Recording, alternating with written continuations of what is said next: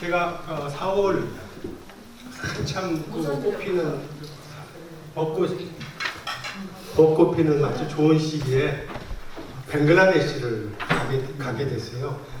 벵글라데시에서 벵글라데시 인베스트먼트 서밋 해가지고 여러분들도 다 아시겠지만은 작년 10월 8월인가 7, 8월인가 봅니다. 학생들 데모가 일었죠. 학생들 데모가 일어나가지고 정권이 무너졌어요. 거의 한 20년간 통치하던.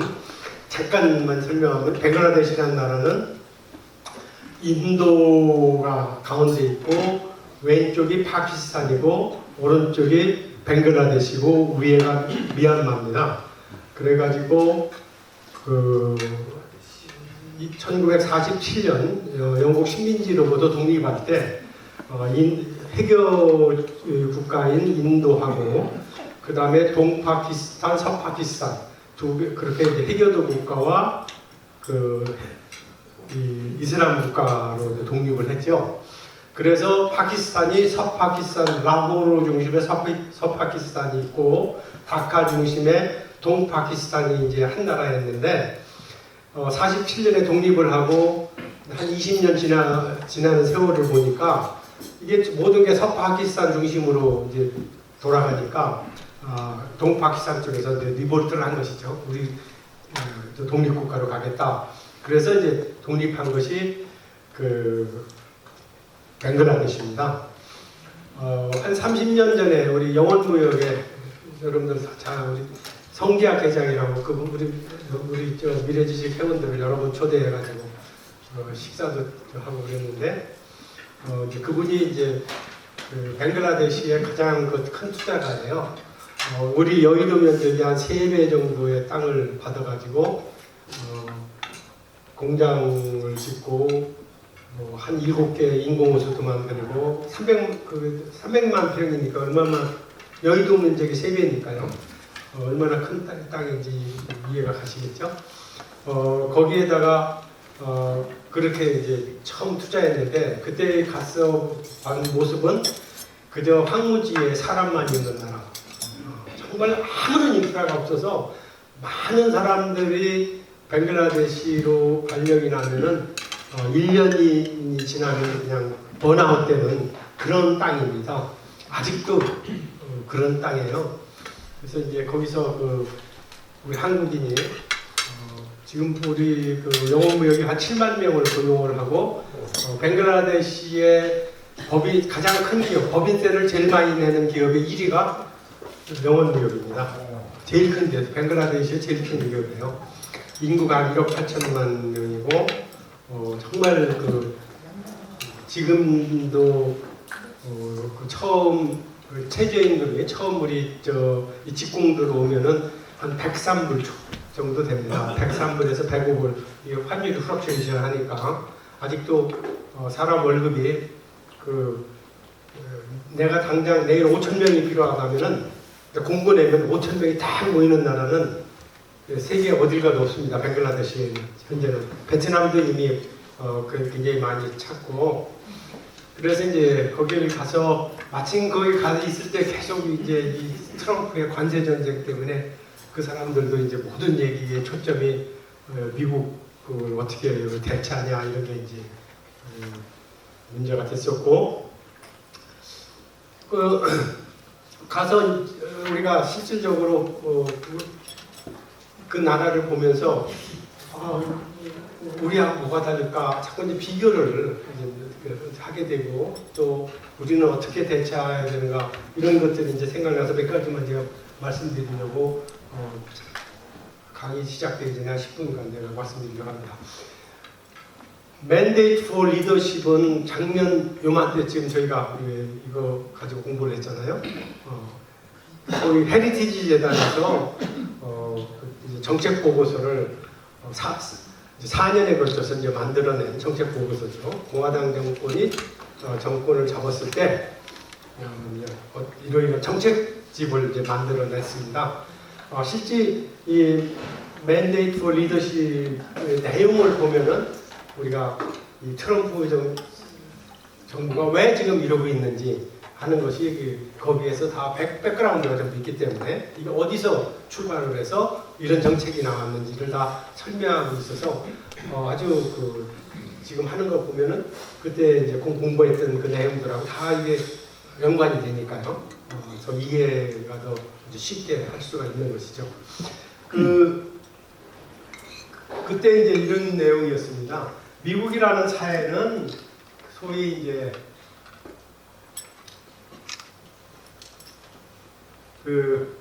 기독교를 중심으로 세워진 사회고, 소위 이제 기독교 정신에서 소위 가장 중요한 건 가정이다. 가정인데 이제 문제는 현재 보니까 40%의 애들이 태어나면 이제 40%가 호르몬이 밑에서 태어나고 있고, 특히 흑인들은 70%가 호르몬이 밑에서 태어나는데, 아버지가 없는 가정생활에서의 아이의 양육은 국가가 어떤 정책을 써서도 회복할 수 없고 그걸 메꿀 수는 없다 하는 것이 이제 처음에 나오는 거죠. 그래서 결국은 이 가정을 지켜야 되고, 또 우리 이웃 사촌을 지켜야 되고, 또 우리 지방을 지켜야 되고, 우리 국가를 지켜야 되는 가장 베이스가 가정인데, 우리가 이런 문제점을 안고 있다. 그리고 뭐 더 많은 얘기들은 이제 뭐 항상 공화당 정권은 정부의 개입을 줄이고 세금을 적게 걷어서 텍스컷이 항상 모든 공화당 정권이 들어서면 텍스컷입니다. 세금을 적게 걷고 민간 경제를 활성화시켜서 경제를 일으킨다. 이 가장 성공적인 케이스가 레이건 대통령이죠. 1979년에 레이건 대통령이 들어오자마자 텍스컷을 했고 세금을 줄였는데 그 다음에 딱 1년 지났는데 세금을 줄였는데 세수가 더 많이 거쳤어요. 역설적으로 세수가 줄여야 되는데 왜 그러냐? 세금을 줄였더니 경제가 살아나니까 오히려 더 경제 순환이 더 빨라져서 세수가 더 많아지는 그런 선순환이 이루어졌던 것이죠. 이것이 항상 공화당 정권이 항상 하는 것이고, 뭐 나중에 기회 되면 제가 말씀드리고, 몇 가지 중에 이제 우리가 줘야 될 게, 우리가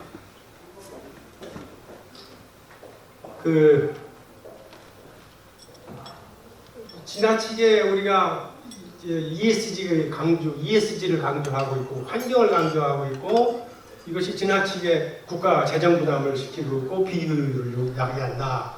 그래서 ESG 같은 것은 이제 폐지하겠다 하는 것들이 좀 굉장히 드라스틱한 거죠. 아직도 우리는 거기에 대해서 굉장히 많은 투자를 하고 있고, 거기에 대해서 대비를 하고 있는데 그런 것들을 안 하겠다 그러니까.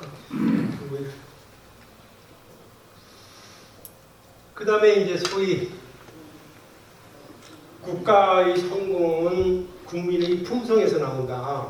그런데 국가가 뭔가를 잘못 리드하고 있다. 소위 샌프란시스코 같은 데 가면은 다운타운에 가면 오줌 냄새 때문에 길거리 걷기가 힘들고, 노숙자들이 전부 있고, 마약이 취해 있고, 이런 것들이 소위 이제 DEI라고 하는 소위 다이버시티, 다양성, 에퀴티, 포용성, 인클루전, 포용성, 에퀴티, 이런 DEI라는 과도하게 그런 소위 얘네들은 이런 애들이 얘기하면 워키즘이라고 그래요. 워키즘이라는 영어에서 wake, work, work라는 과거죠.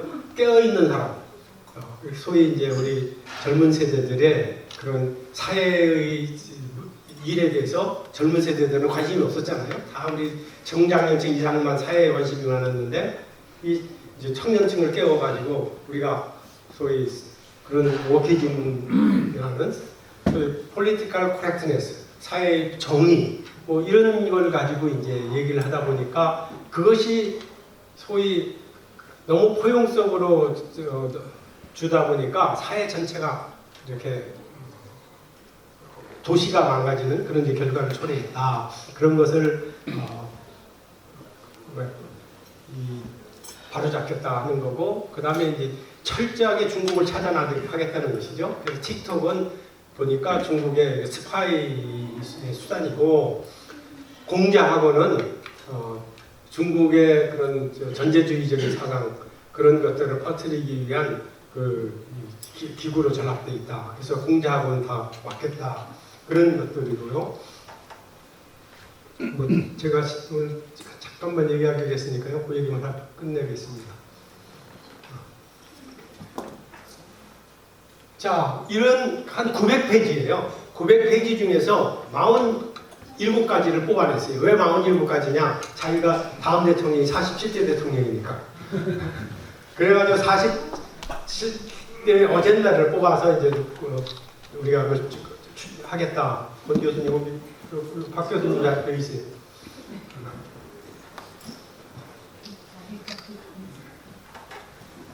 어젠다 47을 뽑은 거죠. 그 중에서 보면 요새 교육부를 없앤다고 그랬잖아요. 교육부 디스맨틀링, 교육부도 없앤다. 뭐 하나하나가 다 그래요. 그 중에서 우리가 눈에 띄는 게 이거거든요. 자, 미국을 산업을 일으켜야 되겠는데, 미국 산업이 일으키는 게 첫째가 뭐냐? 세계에서 가장 싼 에너지와 세계에서 가장 싼 전기를 공급하겠다는 거예요. 가장 싼 전기, 가장 싼 에너지를 공급하겠다.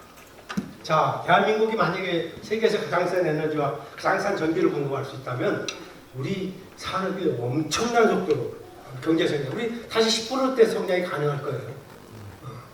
이게 엄청난, 그냥 말은 쉬운 거지만 이게 실질적으로 우리 산업에 미치는 임팩은 어마어마한 거예요. 우리 지금 전기값 때문에 우리 많은 공장들이 적자로 간접 회사들이 많아요 지금요. 우리 동진기업도 그러나요? 네. 적자는 아닌데요. 어렵습니다. 전기값이 너무 많이 올랐죠. 네. 그런데 앞으로 더 올려야 되거든요. 한전 적자가 200몇칠 수도. 우리 문재인 대통령 정말 잘못한 게 탈원전을 한다 해가지고. 근데 아직도 또 다음 정권이 또 탈원전 한다는 다 나올지 걱정이 돼요. 근데 하여튼 이런 정책들 얼마나 쉬워요. 구호도 굉장히 얘네들 보면 그냥 동네 아저씨가 얘기하는 것처럼 구호를 내세우잖아요. 가장 싼 에너지, 가장 싼 전기, 이 지구상에서 가장 싼 전기값 뭐 이런 식으로 얘기를 해버리니까. 자, 그래서 이제 벵글라데시에서 있었던 얘기 잠깐만 드리면, 소위 이제 트럼프가 메이크 아메리카 그레이트 어게인, 마가, 또 메이크 아메리카 리치 어게인, 메이크 아메리카 웰시 어게인, 이 구호를 내걸었어요. 이 구호를 내어가지고 모든 그런 이 산업에서 중국을 잘라내겠다. 그래서 소위 글로벌 서플라이 체인이나 글로벌 밸류 체인들을 소위 이제 요새는 그렇게 부르죠. 프렌들리 체인, 프렌들리 서플라이 체인으로 바꾸겠다. 그래서 니어쇼어링이나 프렌들리 쇼어링 거잖아. 그래서 우리 우방국끼리만 이제 앞으로 산업도 우방국끼리만 하자는 거예요. 그렇게 점점 가겠다.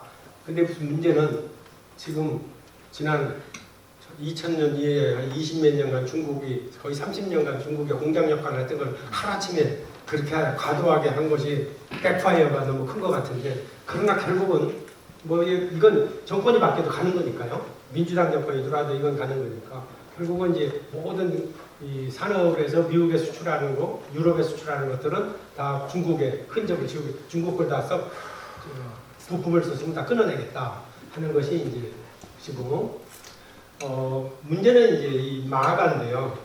소위 아메리카 포스트 이 얘기는 이게 뭐 파워 폴리틱스로 해결하는 것이죠. 지난 한 70년간 유지되었던 룰 베이스 리버럴 인터내셔널 오더를, 월드 오더를 그냥 완전히 힘의 애교로 전부 바꾸겠다. 이런 그런 이제 것이죠. 사실 그 마가라는 말은 메이크 아메리카 그레이트 어게인, 이게 마치 트럼프의 그 구호 같은데 아니거든요. 이게 80년, 79년도에 레이간 대통령이 내걸었던 구호예요. 레이간 대통령이 그 당시만 해도 민주당 정부가 어마어마하게 세금을 높게 걷어가지고 사회사업을 어마어마하게 벌리고 돈을 어마어마하게 나눠줬잖아요. 가난한 사람들한테. 그것을 근데 우리하고는 또 비교가 안 돼요. 우리보다 훨씬 더 그 룰로 따지면 GDP나 이런 걸 따지면 우리가 비교가 안 되는데 그런데도 불구하고 소위 이제 이렇게 이제 가겠다 파워 폴리틱스로 가겠다 하는 것이고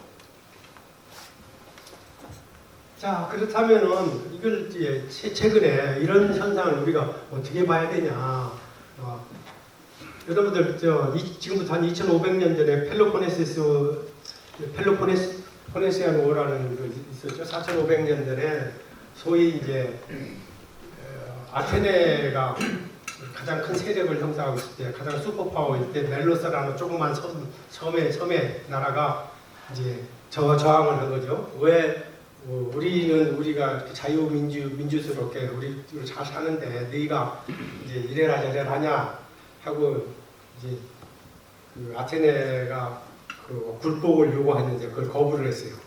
그러니까 뭐라고 얘기했냐면은 이제 이 만약에 너희가 그 굴복하지 않으면 모든 남자들은 다 죽이고 여자와 아이들은 다 종으로 삼겠다. 이렇게 이제 마지막 포고를 했는데도 불구하고 거기에서 정의로운 사람들이 또 그 지배계급들이 다 왜 우리 절대 그럴 수 없다. 우리 싸우자. 정의를 위해 싸우자. 이거 싸웠죠. 싸워서 결국은 남자는 다 죽고 나머지는 다 이제 종으로 전부 점령이 됐는데 지난 오늘에 와서 과연 그게 국제 정치에서는 이 얘기가 항상 생기는 거죠. 과연 이게 뭐하냐? 멜로스 사람들이 그렇게 하네.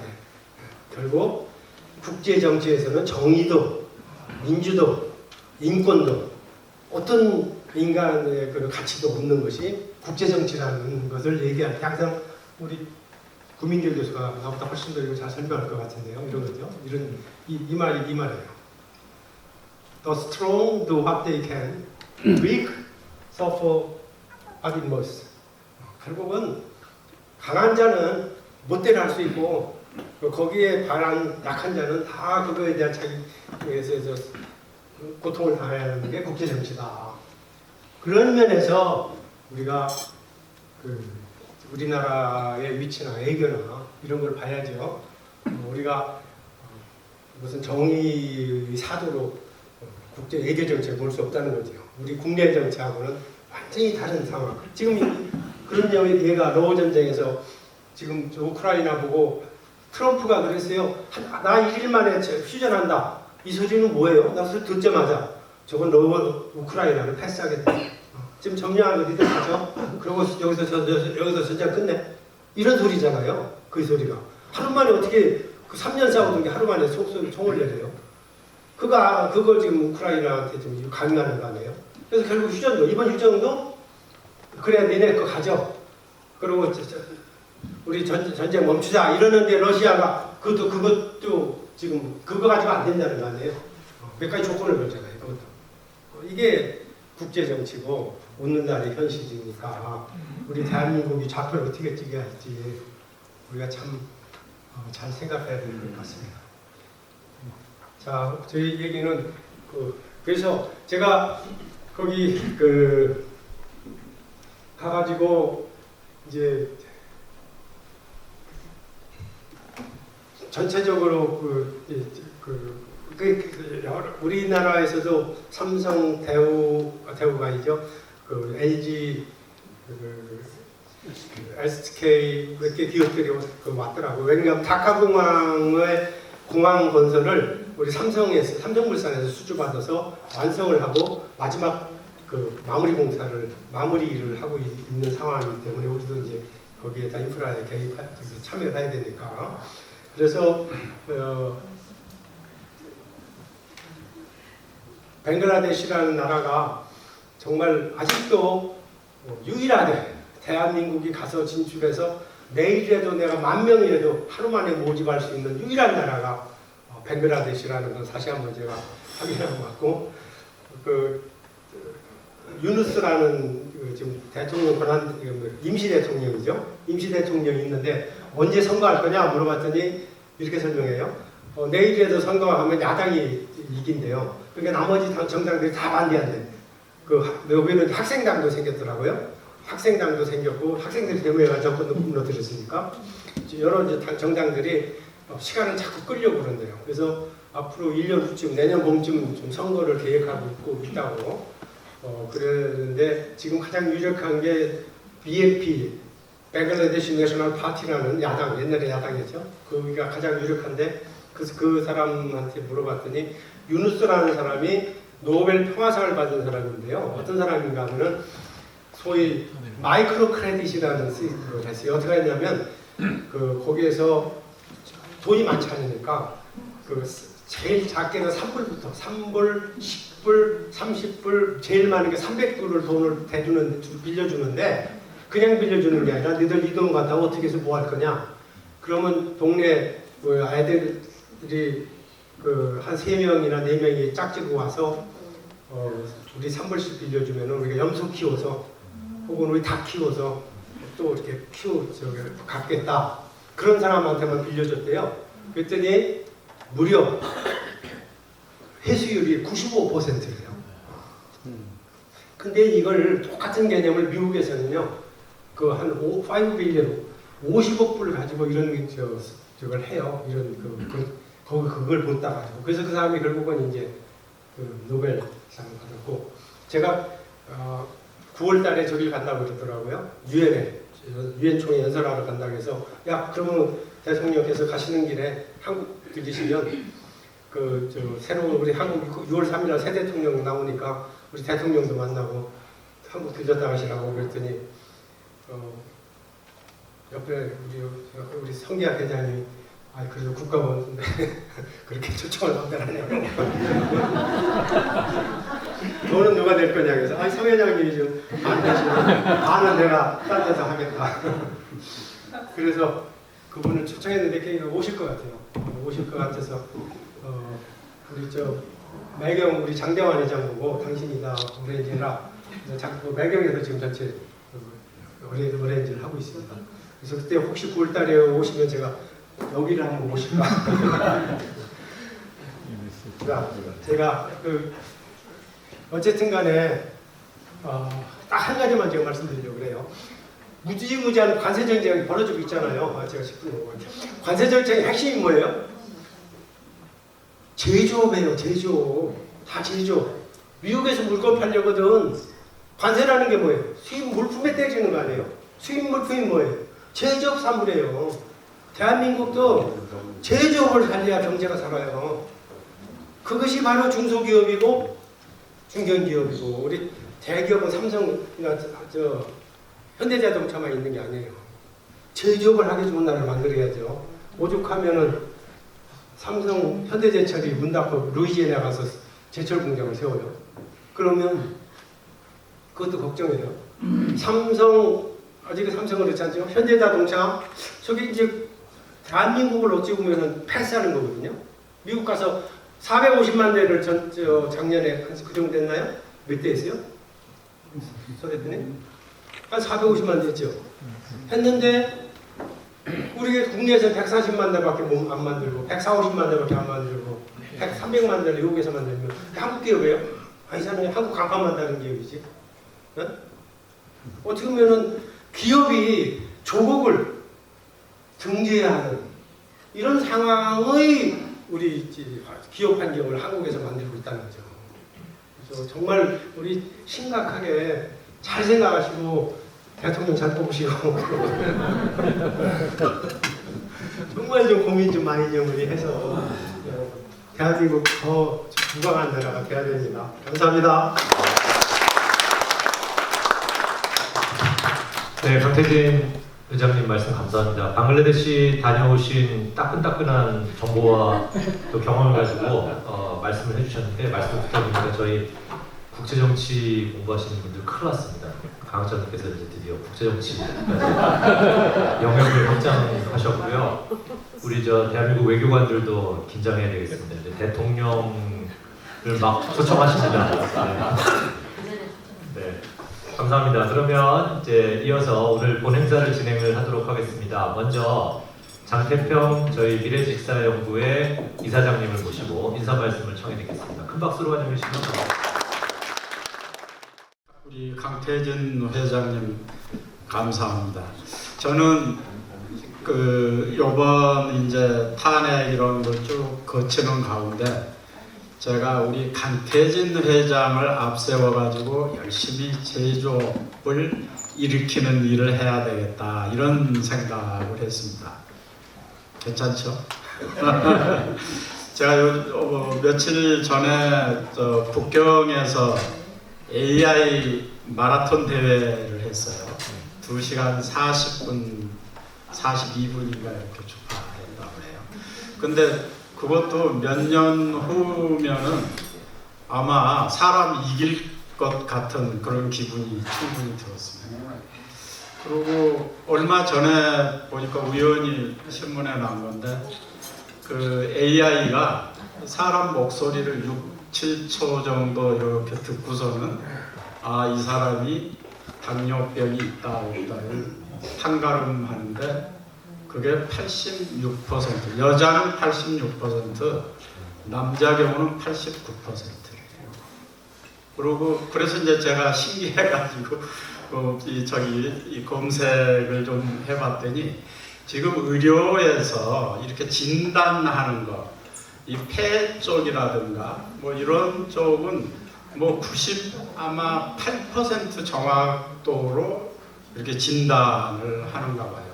또 어떤 저기에는 그런데 이제 종합적으로 지금까지 볼 때 그 전체적으로 한 80% 정도 정확도로 진단을 한답니다. AI가. 그래서 이렇게 사람이 하는 것보다는 지금도 훨씬 나아요. 근데 이제 의사가 한 것보다, 그러니까 의사가 자기 혼자 하는 것보다 AI하고 상의를 해가지고 하면은 지금은 한 2, 3% 정도 좋답니다. 근데 제가 그런 걸 이렇게 읽어보면서 우리나라 이번에 저는 뭐 탄핵 가고 어느 쪽에 선호를 두는 게 아니고요.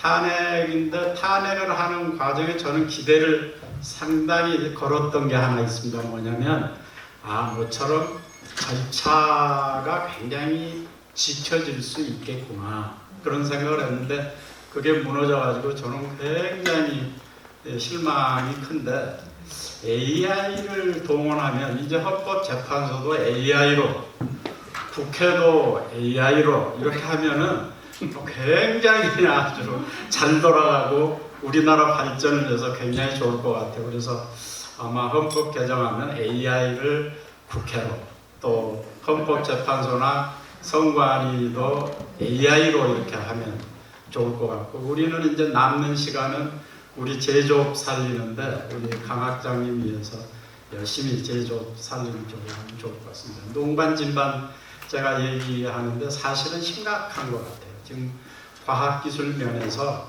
어떤 큰 산업혁명 이후 두 번째 일어나는 큰 어떤 변곡점이라고 그러는데 여기에서는 우리가 지금 놓치고 있다네요. 의외로 일본을 보니까 일본은 의외로 좀 상당히 따라가는 식으로 되는 것 같아요. 근데 우리는 오히려 자꾸 벗어나고 이제 이렇게 싸움하고 하느라고 정신이 없는데 그래서 우리 강학장 중심으로 뭉쳐가지고 우리 과학기술 제조업 일으키는 일 우리 포럼에서 좀 했으면 좋겠습니다. 감사합니다. 네, 장태평 이사장님 말씀 감사합니다. 말씀하신 것처럼 뭐 헌법재판소, 국회, AI가 다 대체돼서 저희가 시간이 많아지면 강원장께서 제조업 열심히 살려주시고 또 저희는 공부모임을 더 자주 할 수 있을 것 같습니다. 시간이 많아지니까 한 달에 한 번이 아니라 일주일에 한 번씩도 모이실 수 있을 것 같습니다. 지금 방금 말씀하신 것처럼 이제 여러 가지로 여전히 어려운 상황인데요. 아마 제가 근래에 겪은 4월 중에서 가장 일교차가 컸던 그런 4월인 것 같습니다. 아직 이제 4월이 3일인가 남았는데 여전히 일교차가 크고 오늘 날씨가 좋았습니다만 또 해가 떨어질 무렵되니까 제법 쌀쌀한데요. 그래서인지 이제 출래불사춘이라는 표현이 더욱더 가슴에 와닿는데요. 이제 5월은 가정의 달인데 5월도 걱정입니다. 6월은 호국 보훈에 다니는데 더 걱정입니다. 네, 아무쪼록 그 별탈 없이 잘 가야 될 것 같고요. 이럴 때일수록 저희가 꼭 챙겨야 되는 게 있습니다. 요즘 뭐 뉴스 보시면은 갑자기 뭐 심장이 벌렁벌렁 하시고 혈압이 올라가시고 이런 분들 많으실 텐데요. 그래서 심장 건강 특히 조심하셔야 됩니다. 환절기에. 그래서 오늘은 서울대학교 의과대학, 또 서울대학교 병원 강남센터 순환기내과 최수연 교수님을 모시고 심장 건강에 대해서 말씀을 정해 듣도록 하겠습니다. 우선 큰 박수로 원래는 저희 서울대병원, 서울대의대 김용진 교수님을 초청해서 말씀을 들으려고 했는데 좀 갑작스레 개인적인 사정이 생겨서 그 교수님께서 본인보다 훨씬 더 약 1.5배 정도 훌륭하신 분을 추천을 막판에 해주셨는데 정말 다른 일정 다 취소해 가시면서까지 오늘 저희 강연을 해주시러 왔습니다. 그래서 더욱 감사드리고요. 제가 잠시만요. 이 소개 자료를 보고 왔는데요.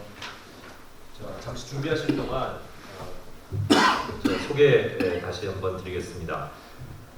최 교수님께서는 현재 서울대학교 의과대학, 서울대학교 병원 강남센터 순환기내과 교수로 재직 중이시고요. 서울대학교 의과대학 의학과 졸업하시고 학사, 석사, 박사 다 취득하셨습니다. 내과 전공이십니다. 그리고 2003년부터 현재까지 서울대학병원 강남센터 순환기내과 교수 역임하고 계시는데요. 그 역삼역에 있는 거 아시죠? 그 파이낸스 센터 네 있습니다. 그리고 서울대학교 의과대학 의학과대학 내과학 겸임교수 역임하고 계시고 서울대학교 병원 강남센터 헬스케어 연구소 소장님을 연구하고 계십니다. 심장질환 예방의학, 심장대사성 질환 위험인자 연구, 그리고 죄송합니다. 이게 죽상동맥이죠. 죽상동맥이 아닌 거죠? 네, 죽상동맥경화 죄송합니다. 그리고 심장 영상학 등을 전공하고 계십니다. 자, 다시 한번 큰 박수로 감사합니다.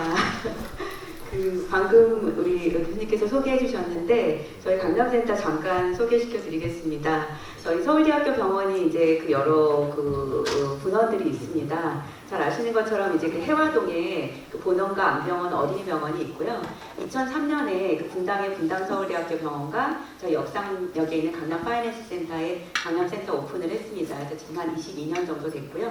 또 보라매 병원, 교통재활병원 같이 다 서울대학교 병원 그룹으로 저희가 이제 활동을 하고 있습니다.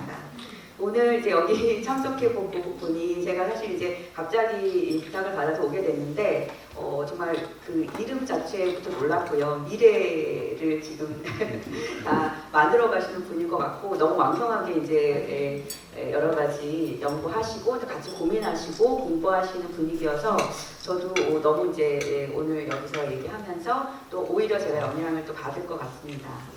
그래서 사실 이제 그 심장혈관 질환 하면 많이들 걱정을 하시는데 최근 뉴스에서도 우리가 뭐 누구나 다 알만한 그런 좀 굵직굵직한 분들이 갑자기 이제 심장 질환 때문에 뭐 심장 마비로 급사하셨다 이런 소식들을 우리가 흔히 듣잖아요. 그래서 그 이후로 또 저희 센터에도 무수히 많이 이제 그 심장혈관 질환에 대한 그러니까 궁금증이 이제 모집이 됐고요. 저희가 정리를 좀 해보니까 되게 이제 이런 것들을 궁금해 하시더라고요. 그래서 일단 여러 말이 있습니다. 심장혈관 질환이라고 할 때 협심증이라는 말도 들어보셨을 거고 심근경색, 또 심장마비, 또 관상동맥 질환이라는 것도 있고 또 어떨 때 검사를 해보면 뭐 허혈성 심장 질환이 의심됩니다. 이런 말씀도 들어보셨을 거예요. 그래서 이제 또 증상이 또 애매해서 가슴이 아프다고 하는데 가슴이 아프면 다 이런 심장혈관 질환이냐 이런 것도 궁금해하실 것 같고 이제 진단을 그럼 받으면 이제 어떻게 해야 되냐 그런 궁금증 그리고 나는 아직은 괜찮다는데 이 병에 걸리지 않으려면 어떻게 예방해야 되는가 이제 이런 것들도 많이 걱정을 하시는 내용인 것 같습니다. 그래서 이런 질문을 최근에 많이 받아가지고 이런 내용을 좀 답을 하는 그런 느낌으로 한번 자료를 만들어 보았습니다. 일단 우리의 목표는 이제 나의 심장 건강을 잘 지켜보자는 거고, 앞서 말씀하셨듯이 이제 죽상 동맥경화라는 말 많이 들어보셨을 텐데요. 죽상 동맥경화 좀 설명해 드리고, 관상동맥 질환은 무엇인지, 그리고 이런 질환을 예방하려면 어떻게 하면 되는지 한번 같이 알아보겠습니다. 일단 요 그림을 보시면 이 두 개의 이 두 개의 사진은 우리가 요즘 CT라고 컴퓨터 촬영하죠. 그 컴퓨터 촬영에서 심장을 찍은 것을 이제 3D로 구성을 한 것입니다. 같은 나이의 사람이에요. 근데 이제 다른 양상을 보이고 있는데 누가 보더라도 여기는 좀 괜찮은 것 같은데 여기는 정말 막 찌글찌글하게 이렇게 되게 불쌍한 혈관들이 있구나 이런 거를 아실 수 있을 것입니다. 그래서 겉으로는 똑같은 나이이지만 속으로 들여다보면 우리 내장도 이렇게 다를 수가 있다는 거죠. 그래서 이 토마스 시드만함이라는 분이 이제 1600년대에 영국에서 활동한 뭐 영국의 히포크라테스라고 불리는 되게 유명한 피지션인데 이런 말을 이때 이미 했다고 합니다. The man is as old as his arteries. 그러니까 우리가 결국은 노화를 다 걱정하시는데 결국 노화의 가장 중요한 건 뭐냐? 우리 혈관이 늙느냐 아니냐는 거다. 그래서 우리 인간이 늙는다는 건 결국 그 혈관이 늙는 거냐 아니냐 이거에 달렸다. 이런 말이라고 할 수 있겠고요. 요것도 이제 CT로 이제 3D로 촬영한 거 그 단면으로 보여준 건데 요거 이제 대동맥입니다. 같은 사람 거고 요걸 이제 혈관만 이렇게 솔팅해서 본 건데요. 보시면 우리 대동맥 얼마나 이제 곧게 우리 몸의 중간을 쫙 가는 혈관이라고 알고 계실 텐데 이분은 속을 들여다봤더니 이렇게 혈관이 좀 불쌍한 거예요. 꾸불덩꾸불덩하고 여기 이렇게 막 그 개구리 배처럼 늘어난 데도 있고 원래 혈관은 이렇게 회색으로 직선으로 곱게 예쁘게 뻗어야 되는데 여기 하얀색 막 이런 찌꺼기 같은 것들이 막 이렇게 붙어 있는 것도 보이고 그래서 이거는 이제 대동맥이 많이 늘어난 동맥경화로 인한 대동맥류입니다. 류가 이제 늘어난다는 거고 이제 대동맥이 찢어지거나 터지거나 이럴 불사의 위험이 상당히 높은 그런 분이죠.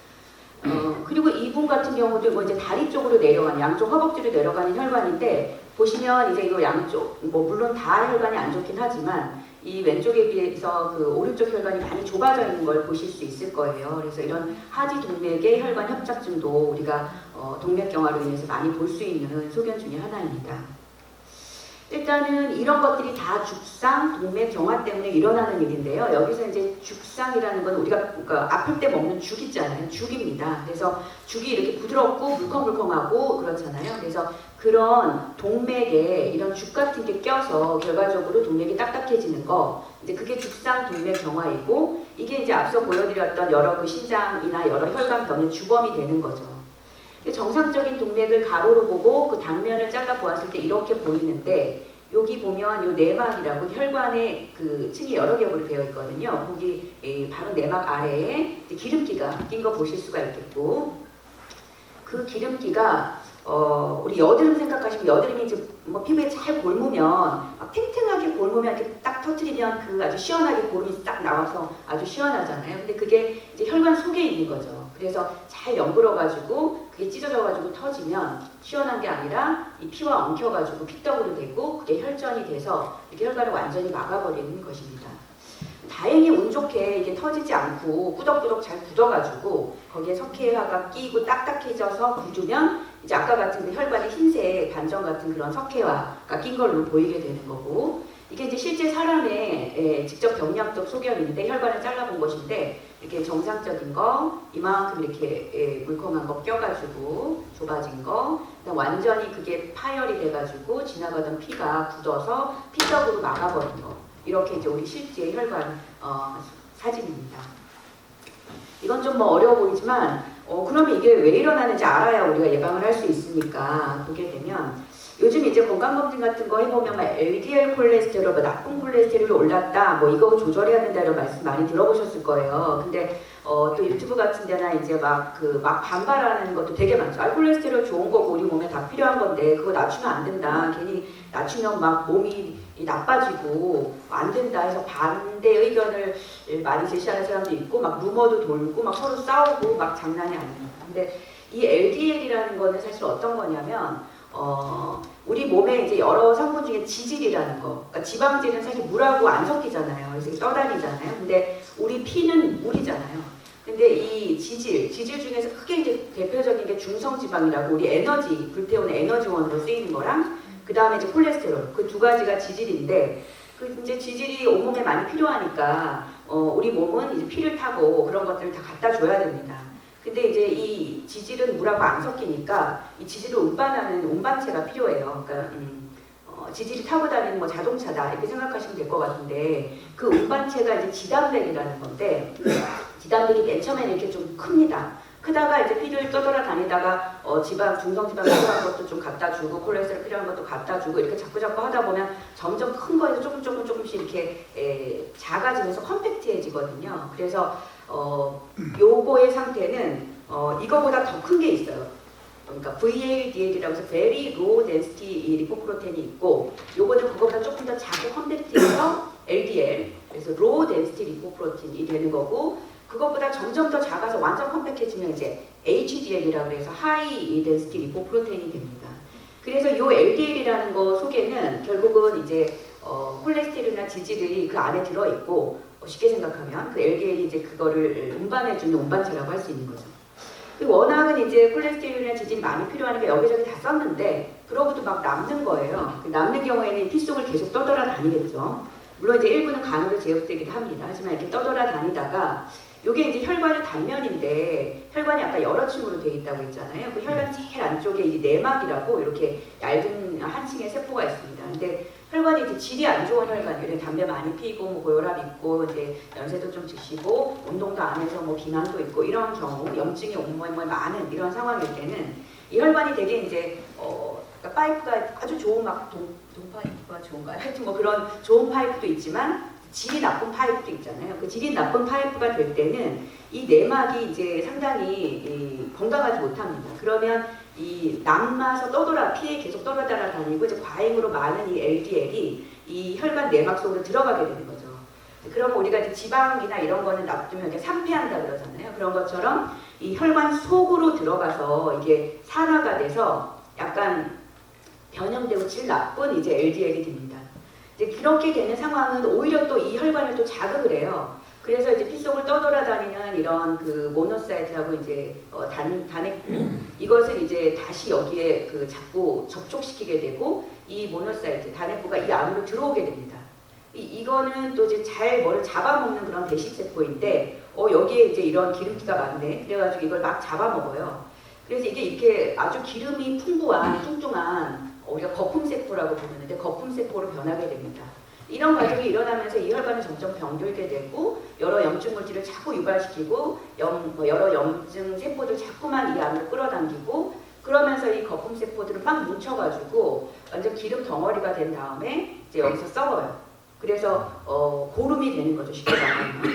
근데 또 우리가 어디 골마도 약 안 먹어도 어떨 땐 좀 꾸덕꾸덕 잘 붓고 그냥 저절로 남는 경우도 있잖아요. 그래서 이게 또 잘 이 속에서 섬유화도 되고 굳고 이런 과정을 거치고 석회화가 되면서 딱딱하게 그냥 굳고 이렇게 좁아만 가는 이런 상황도 생길 수 있고 또 이게 아까 말씀드린 것처럼 너무 이제 잘 골마가지고 연글어서 이 막이 얇아져서 뭐 이때 뭐 강력한 뭐 압력이 한번 쳤다던가 또 혈관 상태가 훨씬 안 좋다거나 이럴 때 이게 찢어지면서 터지러 나가게 되면 이 고름이 이제 여기에 나오게 되죠.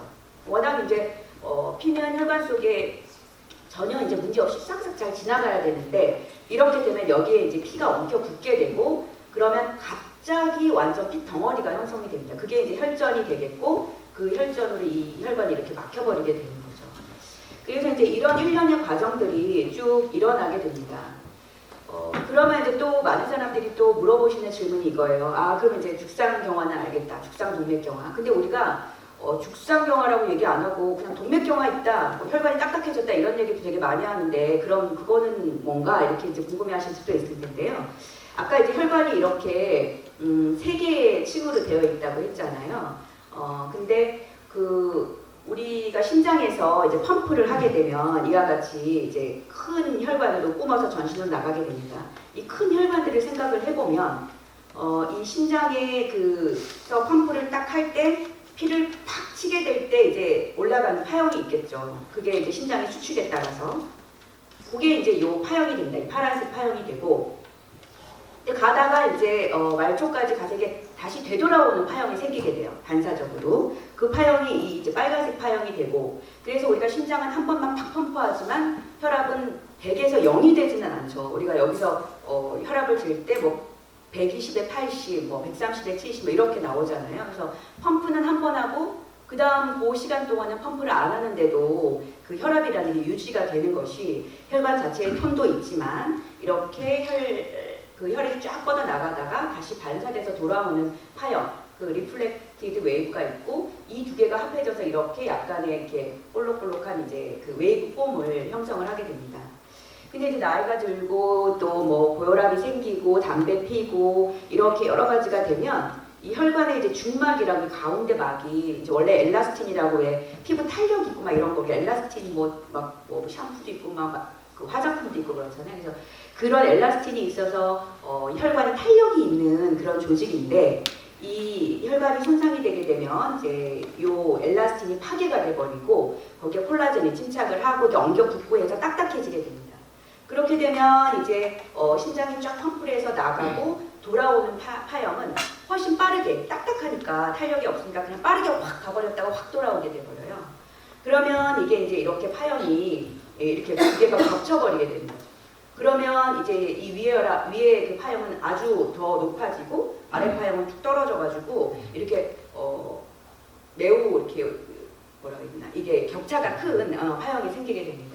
그래서 이제 우리가 나이 들면 사실 혈압 재보시면 아시겠지만 보통 이제 젊었을 때는 뭐 120에 80, 뭐 130에 뭐 90, 뭐 이래요. 근데 조금 50세 정도 이후를 지나가게 되면 혈압을 재보시면 160에 뭐 70, 막 이런 식으로 위의 혈압과 아래 혈압의 격차가 크게 되는 것이 이렇게 혈관이 동맥이 딱딱해지고 경화가 되어서 경직도가 증가돼서 그렇게 되는 것입니다. 그래서 이거를 우리가 원래는 동맥 경화라고 해서 아까 말씀드린 이제 죽상 경화는 주로 이 내막에 병이겠죠. 여기에 이제 기름 띄고 터지고 이러는 거니까요. 그리고 동맥 경화는 이 중막에 해당하는 병이 됩니다.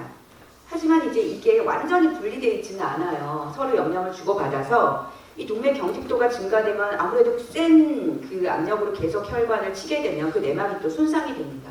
그렇게 되면 그 내막의 기능이 떨어지게 되고 아까 말씀드렸듯이 좀 질 나쁜 그런 내막이 돼서 그러면 아까 질 나쁜 내막이 되면 그 죽상경화가 잘 일어난다고 했잖아요. 그래서 그게 계속 이렇게 돌고 돌아서 악순환을 일으키게 되는 것입니다. 그래서 서로 영향이 상당히 있는 거죠. 그래서 동맥 경직도가 올라간 사람, 혈관이 딱딱한 사람들은 죽상 경화도 일어날 확률이 더 높은 거죠. 그런 차이가 있습니다. 그러면 관상동맥 질환이라는 말도 많이 들어보셨을 거예요. 그래서 요거는 뭔가 이제 관상이라는 게 이렇게 한자로 그러니까 우리가 머리에 쓰는 관과 같이 생긴 혈관이다라는 거고, 우리 요거 심장 모형인데요. 우리 심장을 이렇게 보통 자기 주먹을 갖다가 이렇게 왼쪽 꼭지에서 갖다 대면 심장이다 이렇게 이야기를 하는데 손등에 혈관이 있는 것처럼 여기 이렇게 심장 겉에 혈관이 있습니다. 근데 이 관이라는 게 그 라틴어인가요? 그거를 코로나라고 해요. 그래서 예전에 우리가 이제 사람이 죽으면 아주 부검을 했고, 부검을 한 다음에 혈관을 조금 자세히 보기 위해서 그 혈관에 이제 물감 같은 거를 주입을 합니다. 그래서 사진을 찍어봤더니 이렇게 보이더라는 거예요. 심장을 뒤집어 놓은 거죠. 여기 심장을 뒤집어 놓은 다음에 여기 혈관에 뭐 바른 같은 거 집어넣어서 사진을 찍어봤더니 이렇게 보여서 이거 왕관이랑 비슷하네. 그래가지고 요 이름이 코로너리 아트리가 되었습니다. 그런데 이제 그 코로나라는 말, 코로나 이거 너무 익숙하잖아요 우리가. 예, 왜냐면은 요거 우리 그 맥주 요거 이게 여기 보면 상표에 이렇게 왕관이 있어요. 코로나고요.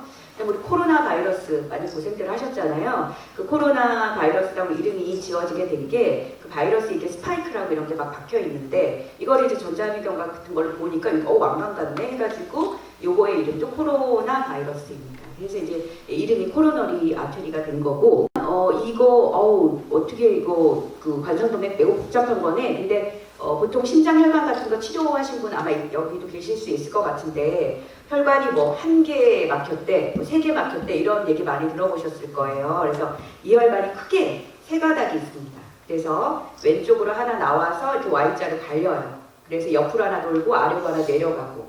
그래서 왼쪽으로 이렇게 2가닥이 있다라고 얘기를 하고요. 오른쪽으로 한 가닥이 있습니다. 그래서 크게 세 가닥이 있다. 그래서 뭐 우리가 혈관 하나가 안 좋다, 세 혈관이 다 안 좋다, 세 혈관이 다 안 좋으면 아주 안 좋은 거죠.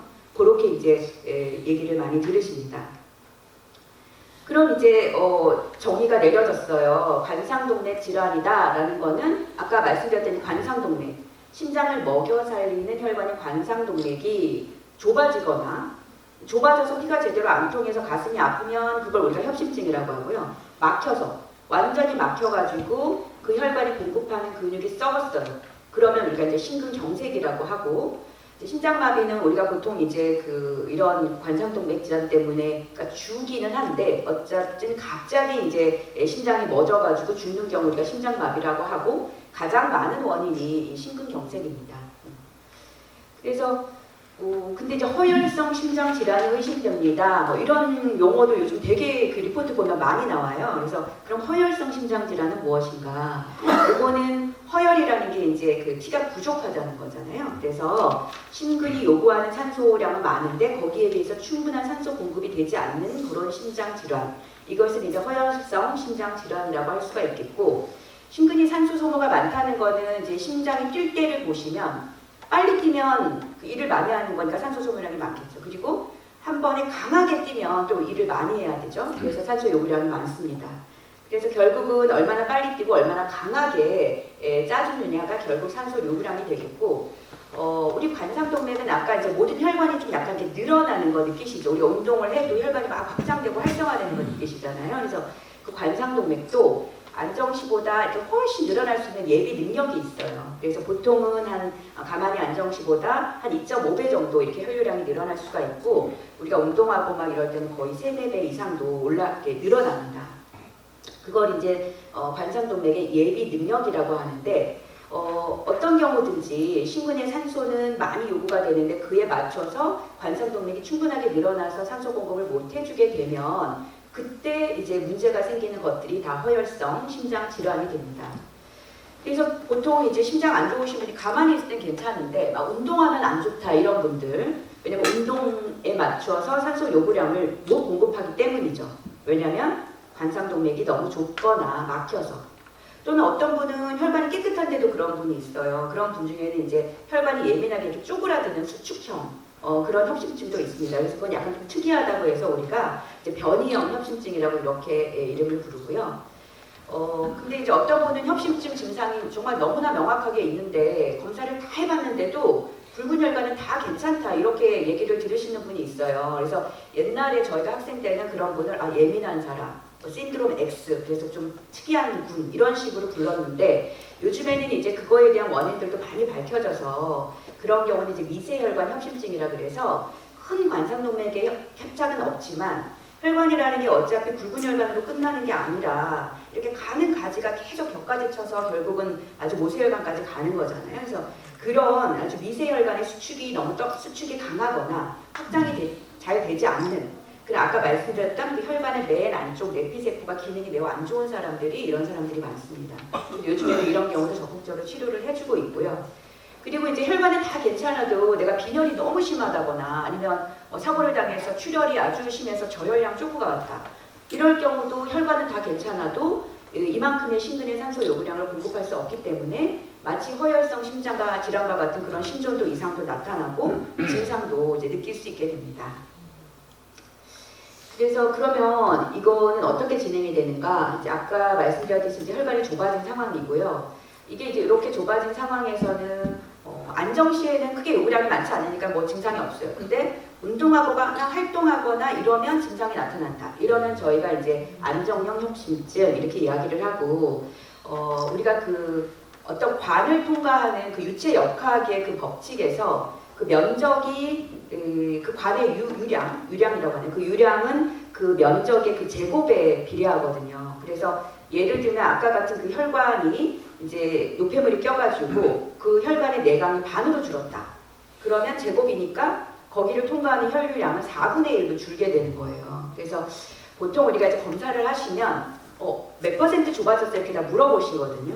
근데 한 20-30% 좁아지면 거의 증상은 없으세요. 그래서 이런 경미한 정도로 좁아졌습니다. 이렇게 말씀을 드리고, 한 30에서 50% 정도는 저희가 중등도 이 정도로 말씀을 드리거든요. 그리고 50% 이상 좁아지면 혈류량 4분의 1로 주는 거잖아요. 이거는 좀 상당히 의미가 있습니다. 그래서 우리가 아주 의미 있게 유의미하게 많이 좁아졌어요 라고 이제 50% 이상이 될 때 말씀을 드려요. 그리고 70% 이상 좁아지면 대부분 증상이 있습니다. 그래서 활동하면 뭔가 안 좋고 이전보다 운동량이 떨어지고 흉통이 있기도 하고 숨이 차기도 하고 그래서 그런 식으로 이제 평가가 되고요.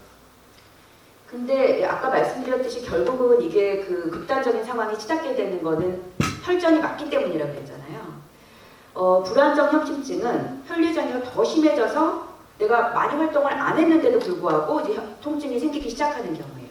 근데 이런 경우는 아까 말씀드렸듯이 그 좁아진 이 중상 경화반이 매우 불안정하고 염증이 엄청 심하고 아주 그냥 그 취약한 그런 상태가 돼서 터지기 일보 직전 조금 혈전도 생겼을 때 그럴 때 이제 이런 상황이 됩니다.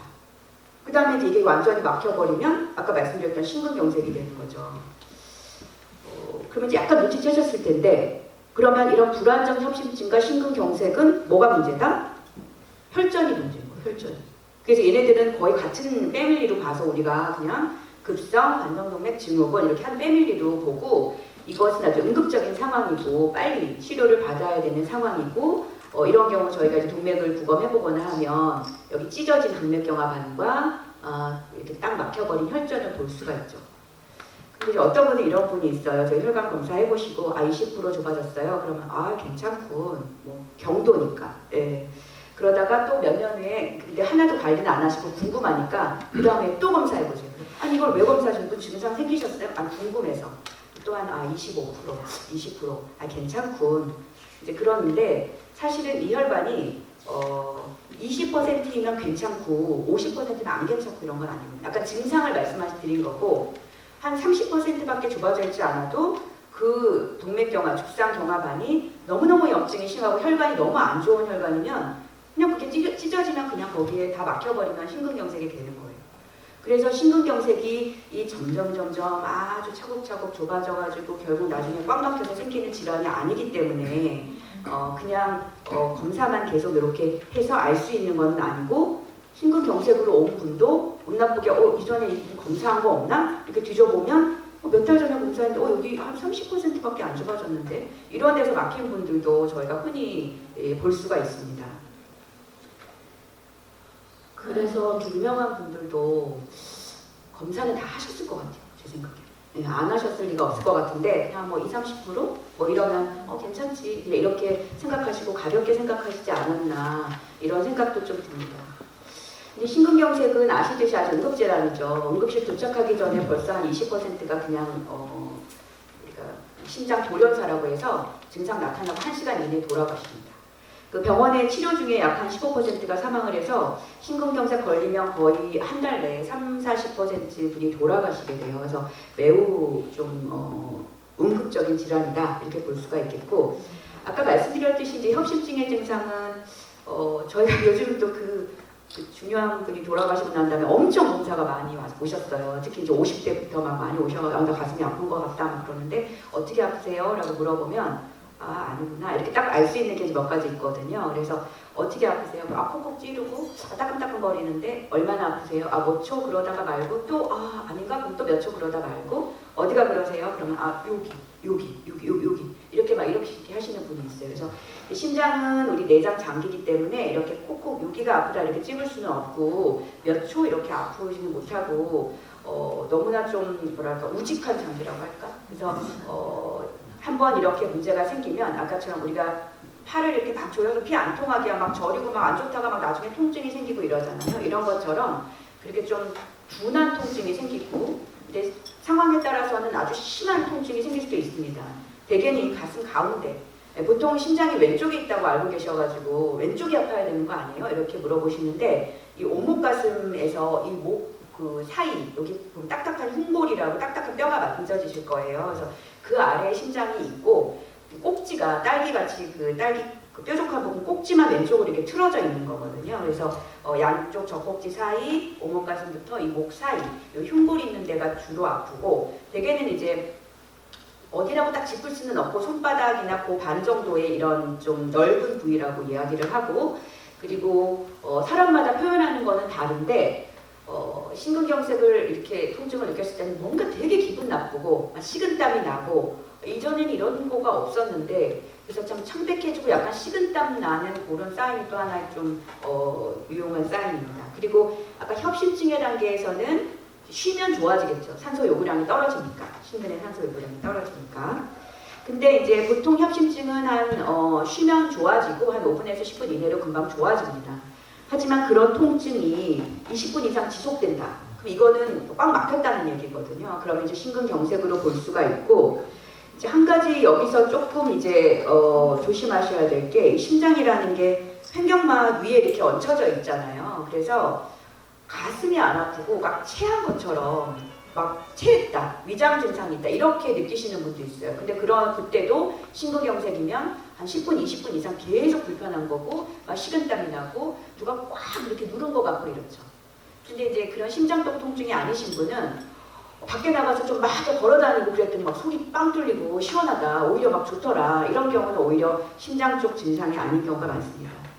그리고 이제 고령이거나 당뇨가 있는 경우는 좀 신경이 무뎌요. 그래가지고 이 통증을 못 느끼시는 분도 있어요. 그래서 숨만 차다든지 속이 안 좋다든지 이런 식으로만 느끼시는 분도 있습니다.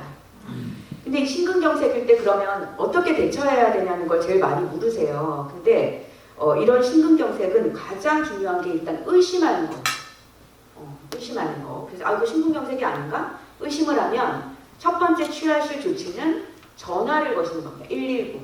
119에 전화를 거시는 거고 왜냐면 당연히 응급실에 가셔야 되는데 자가로 이렇게 가시다가 일이 일어나는 일이 있어요. 가다가 갑자기 부정맥이 생긴다거나 갑자기 심장이 멎는 일이 생기기 때문에 이제 119를 타고 가시면 모니터링을 하면서 가니까 그 차 안에서도 응급처치가 가능하거든요. 그래서 가장 중요한 건 119를 타고 응급실에 가는 것이다. 그 다음에 이제 우리가 아까 말씀드렸듯이 심근경색이 오면 그냥 직사하는 경우도 있다고 했잖아요. 그러면 이제 실신을 하게 되는데 그때 조금 오인하는 게 되게 실신을 하게 되면 반응도 없고 호흡도 없습니다. 근데 그건 숨을 잘 쉬고 있다고 착각해서 심근경색이 아니라고 오인하는 경우가 있어요. 그래서 그거의 영상을 하나 보여드릴 텐데요. 우리가 심정지 호흡이라고 부르는 게 있거든요. 요 분을 한번 들어주시면 이분이 지금 심장 마비가 막 되는 그런 상황인데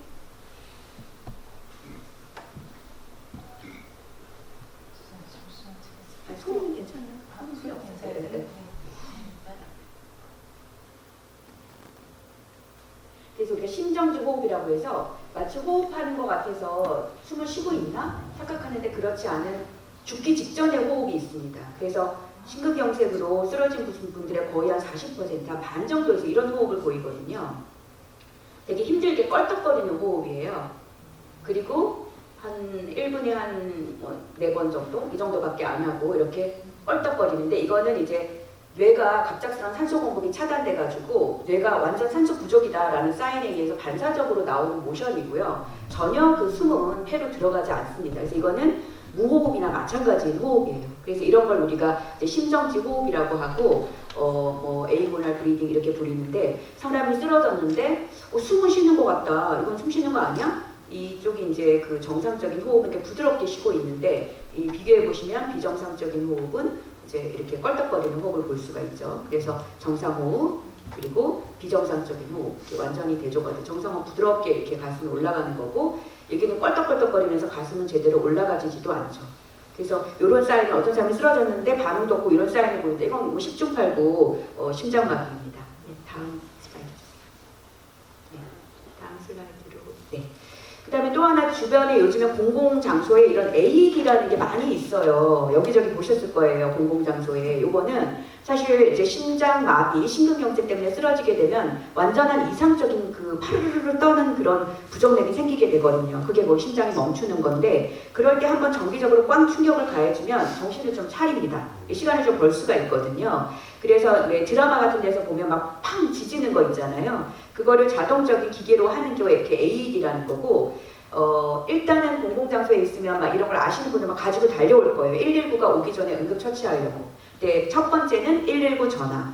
그 다음에 만약에 이게 있다면 119가 오기 전까지는 이런 걸 해볼 수가 있고 또 요즘에는 이 그 가슴 압박하는 걸 많이 배우세요. 그래서 그걸 할 수 있는 사람이 누구라도 있다라고 하면 빨리 가슴 압박을 하고 이 AED가 가지고 오면 이거를 보기 제대로 설명이 그대로 따라하면 됩니다. 그래서 가슴에 두 군데에 붙이고 그 다음에 버튼을 누르면 전기 충격을 가해줘서 시간을 좀 벌 수가 있어요. 그 다음에 이제 치료는 어떻게 하냐 여러 가지 방법이 있는데 뭐 요즘 스텐트 넣었다 이런 분들 많이 들어보셨을 거예요. 그래서 그 스텐트, 그 다음에 스텐트로 해결 안 되는 수술적인 방법 잠깐 소개시켜 드립니다. 아까 어쨌든 혈관이 좁아져 있고 막혀 있으니까 그거를 뚫어서 피가 제대로 통하게 해주면 심장이 살아날 수 있겠고, 그래서 아까 그 좁은 부위에 이렇게 풍선을 넣어서 풍선을 확장시켜서 압력으로 이렇게 팽창시켜서 길을 뚫어주는 거, 그게 이제 풍선 확장술이고 풍선을 다시 뺍니다. 그 다음에 그렇게 했더니 다시 이제 혈관이 쪼그라들어요. 그래서 최근에는 이렇게 스텐트를 다 넣죠. 그래서 이렇게 터널링을 해주는 거죠. 그 새 그물망 같은 걸로. 그래서 그리고 여러 약이 있는데 아까 말씀드렸듯이 이제 혈전이 주요 원인이 되기 때문에 혈전 형성의 위험이 높은 분은 혈전 안 생기도록 하는 약, 우리가 이제 아스피린이나 이런 항혈소판제 먹고, 또 아까 말씀드렸듯이 LDL, 나쁜 콜레스테롤이 들어가니까 콜레스테롤 높지 않게 하는 약을 먹고, 또 혈관 건강을 위해서 고혈압 약을 좀 챙겨 드시게 됩니다.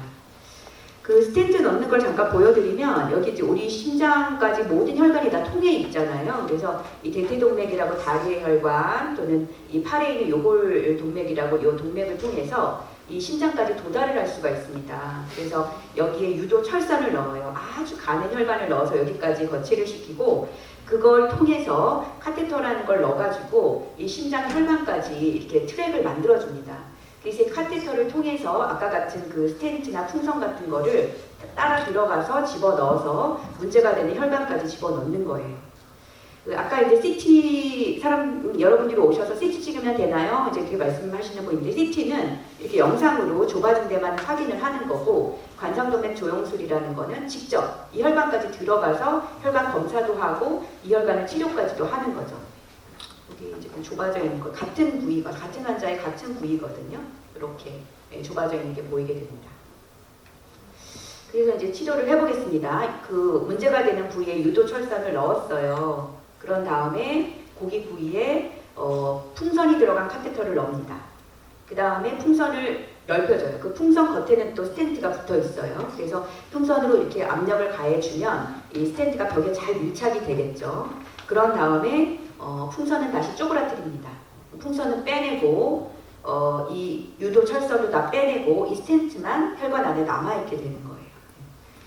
근데 이제 이렇게 혈관이 넓어졌죠. 그래서 맨 처음에 그 관상동맥 조영술을 보시면 이 혈관이 이렇게 짤록하게 개미허리처럼 좁아져 있는데 이제 여기에 풍선을 거기에 위치시킨 거예요. 그래서 압력을 가해서 여기 겉에 스텐트가 있겠죠. 잘 넓혀준 다음에 그 다음에 넓혔더니 이렇게 혈관이 쫙 잘 뚫어진 것을 볼 수가 있습니다. 그래서 예전에는 그냥 스텐트가 그냥 스텐트였어요. 그런데 그게 하고 나서 다시 좁아지는 거예요. 새살이 돋아나요, 자꾸. 그래가지고 다시 좁아져서 또 문제가 생기고 거의 뭐 30-40% 이상의 환자를 다시 치료해야 됐었는데 사실 상당한 오랜 기간 전부터 이 스텐트에 약물을 이렇게 바른 약물 방출 스텐트가 나와서 요즘엔 다 그걸 넣습니다. 그러면 이 약물이 서서히 이렇게 녹아 나오면서 세포 성장 억제 물질이 있어서 새살이 돋아 나오는 것을 방지해주고, 그래서 요즘에는 스텐트 넣어서도 거의 재협착이 없습니다. 그리고 이건 관상동맥 우회술, 너무 혈관이 안 좋으신 분, 그리고 완전히 다 막혀 있는 분은 어떻게 그 스텐트를 할 수가 없어요. 그런 경우에는 다른 혈관들을 이렇게 곁대가지고 길을 만들어줘서 다른 혈관과 다른 혈관을 이어서 피가 어쨌든 가게만 해주는 거죠. 이게 이제 관상동맥 우회술이 됩니다. 이거 조기에 발견하면 좋은데 나 이거 어떻게 조기에 발견할까? 그래서 많은 이제 검사법이 나왔고요. 아까 같은 조영술은 직접 이제 심장까지 넣어야 되니까 증상도 없거나 궁금하다고 그냥 해볼 수 있는 문제는 아니거든요. 근데 여기 영상에 많이 나왔죠. 그래서 많이 이용되고 있는 거 두 가지 소개시켜드리면, 이제 관상동맥 석회화 지수라고 있는데 아까 말씀드렸듯이 동맥경화가 생겨서 그게 뭐 끝장 안 나면 석회화가 돼서 딱딱해진다고 했잖아요. 그 석회화가 얼마나 됐는지 이제 간단한 CT로 방사선량도 적고 그냥 간단하게 조영제도 안 맞고 그냥 잠깐 몇 초면 볼 수 있는 게 관상동맥 CT이고, 여기 이제 이 연두색 노란색으로 되어 있는 게 다 석회화를 색깔을 넣어서 본 것입니다. 이게 이제 연령별, 성별 평균치가 다 나와 있어요. 그래서 이분은 지금 1,300점. 그래서 나이대로 따져봐도 상위 90%, 거의 이제 위에서 10% 안에 드시는 아주 심하신 분이죠. 그래서 이 석회화를 찍었을 때 0점이다. 하나도 없는 거예요. 근데 100점 이상이다. 그러면 꽤 많은 거예요. 400점 이상이다. 그러면 상당히 많은 거예요. 그래서 결국은 심장 혈관의 그 동맥경화의 버든이 얼마나 되는지 단적으로 알 수가 있고, 아, 이거 되게 잘생기시는 분이다, 아니다, 위험한 분이다, 아니다, 이 분을 우리가 판별할 수 있는 게 이 관상동맥 석회화 지수입니다.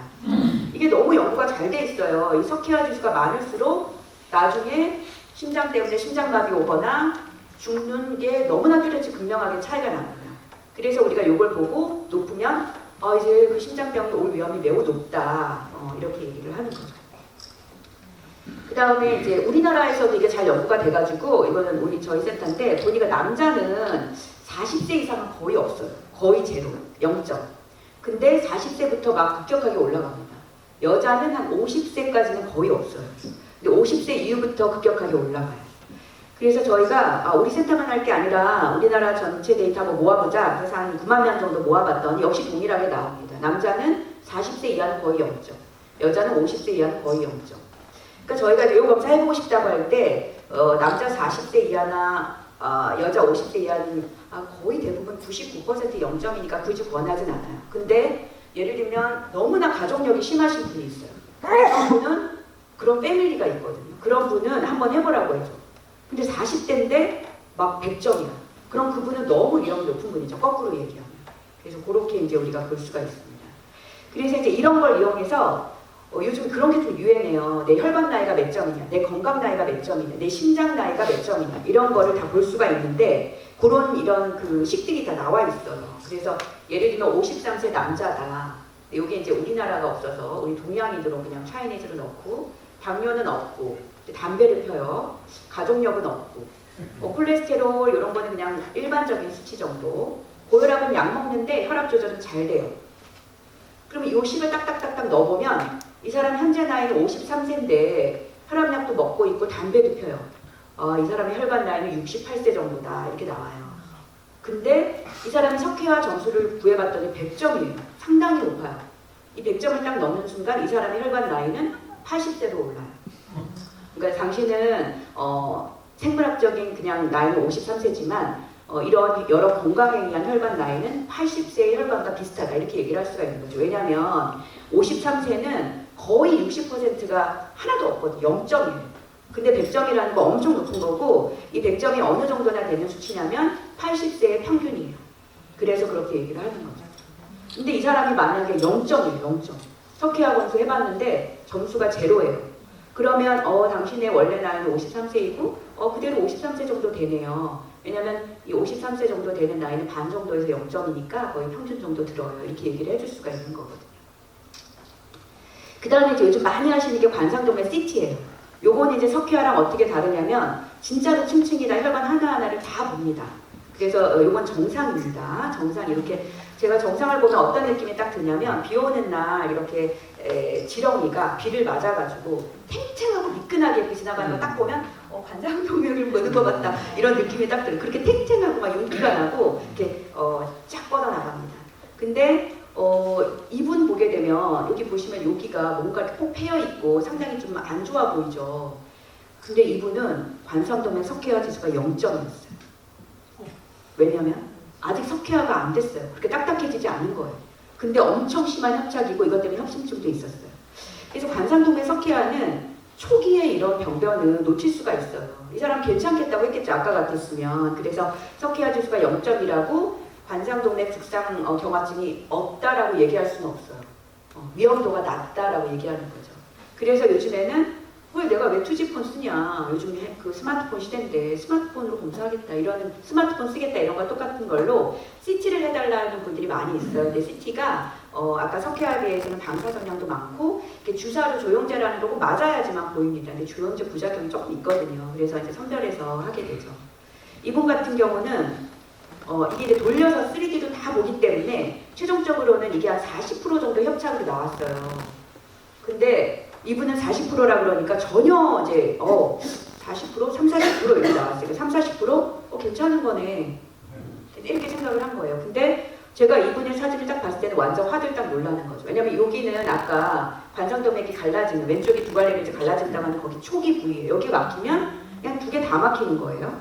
그리고 여기에 더구나 이렇게 검은색. 보통 분들이 이 하얀색만 보고 이거 너무 안 좋아요 이렇게 말씀하시는데, 이 하얀색은 어떻게 보면 이미 오래돼서 다 굳어서 안정화된 거예요. 근데 여기 검은색이 더 안 좋은 거거든요. 이게 막 물컹물컹한 기름기 많은 거. 그래서 이게 터지면 큰일인데, 그래서 엄청 세게 약을 쓰죠. 나 괜찮고 협착도 없다 그랬는데 왜 약을 쓰냐. 여기 너무 중요한 부위고 이거 터지면 다 막힌다. 네, 이렇게 되는 거죠. 그래서 그냥 그 결과를 보시는 거랑 이제 임상적으로 보는 거랑 이게 중요도가 좀 이렇게 보는 포커스가 다르다 보니까 검사는 검사대로 하시는데 제대로 관리를 안 하시는 분들이 많은 것 같아요. 이분은 남자 70세, 석회화지수 4,800점이었나? 4,000점 이상입니다. 엄청나죠. 혈관이 완전 무슨 쇠파이프 같은 거고 막 우퉁우퉁해요. 이렇게 보면 혈관이 하얀색이에요. 여기 막 물컹한 것도 있고. 결국 이분은 피가 거의 안 통하는 상태가 됐고, 아까 보셨던 그 관상동맥 우회수를 하신 분이 바로 이분입니다. 혈관이 이렇게까지도 될 수 있다는 거예요. 아까 그 매끈한 지렁이에서. 그래서 이제 그러면 관상동맥 CT 요즘 다 원하세요. 어떤 경우에 하냐. 협심증이라고 약간 의심되는 게 있으면 아주 심각한 경우면 당연히 이제 조영수를 합니다. 근데 그런 것 같다 이런 게 들을 때, 그리고 아주 뭐 불안정 협심증이나 심근경색이 아니다라고 할 때는 우리가 한번 관상동맥 CT에서 협착 볼 수가 있고요. 애매해요 증상이. 근데 위험률이 너무 많아. 담배도 피고 뭐 당뇨도 있고 운동도 안 하고 비만하고 가능성이 상당히 많은 분, 그런 분들도 합니다. 근데 증상이 하나도 없는 분은 아주 위험이 높거나 패밀리 히스토리가 아주 강하거나 아니면 다른 검사를 했는데 상당히 좀 의심이 된다 이런 경우에 해요. 그래서 이렇게 선별적으로 상의하셔서 하시면 됩니다. 그래서 죽상동맥경화 예방, 건강관리 이런 거 이제 많이 나와 있고, 사실 뭐 너무나 이거 교과서적인 얘기들이에요. 그래서 이거 다 알지, 이거 왜 뭐 다 아는데 못하는 거지 이렇게 말씀하시는데, 사실 자녀 위험이라는 게 있습니다. 이런 걸로 설명되는 부분이 연령이나 성별에 따라 다른데 한 40%에서 70% 이 정도 설명이 돼요. 근데 설명이 안 되는 한 30%에서 60%인 사람들이 있다는 거예요. 그래서 저희는 이제 그런 거가 뭔지 그 연구를 하는 걸 하고 있고요. 심장 건강, 우리가 이제 우리나라 한 600만 명 정도의 우리나라 데이터를 가지고 봤어요. 남성, 여성이 뭐가 문제인가. 이게 나이거든요. 40대부터 60대 이상까지. 남자는 역시 젊을 때 흡연이 문제입니다. 그리고 중년의 비만, 이게 문제예요. 그리고 오히려 이런 중년이 지나면 막 은퇴하시고 막 건강관리도 잘해서 그러신지 고지혈증 막 좋아져요. 근데 고혈압이랑 당뇨병 나이에 따라 조금 나빠지죠. 여성분들은 예전에 제가 학생 때는 여성분들의 흡연은 고령이 많았어요. 할머니들. 근데 요즘에 바뀌었어요. 젊은 층이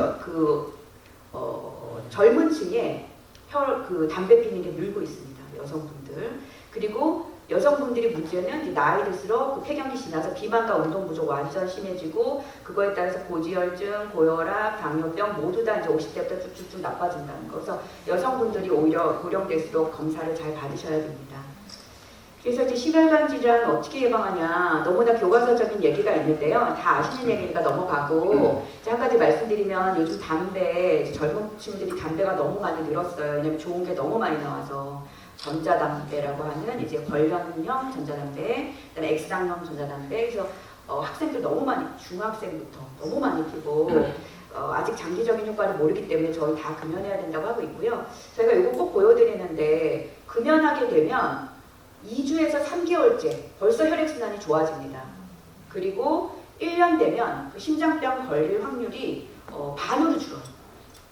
이거 얼마나 정말 효과가 큽니까? 그래서 내가 이 나이에 무슨 금연을 해, 이런 분들이 있거든요. 그리고 제가 이제 말씀을 드리면 담배 끊는 게 얼마나 힘든 줄 알아요? 선생님 담배 피워봤어요? 이렇게 말씀하세요. 그래서 그런 분들이 있는데 우리 경영대 교수님 담배를 못 끊어서 미국까지 가지 못한다는 교수님 계셨어요.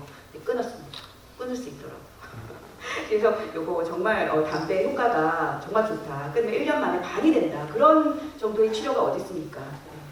그 다음에 술, 음식 다 아시는 거고, 운동.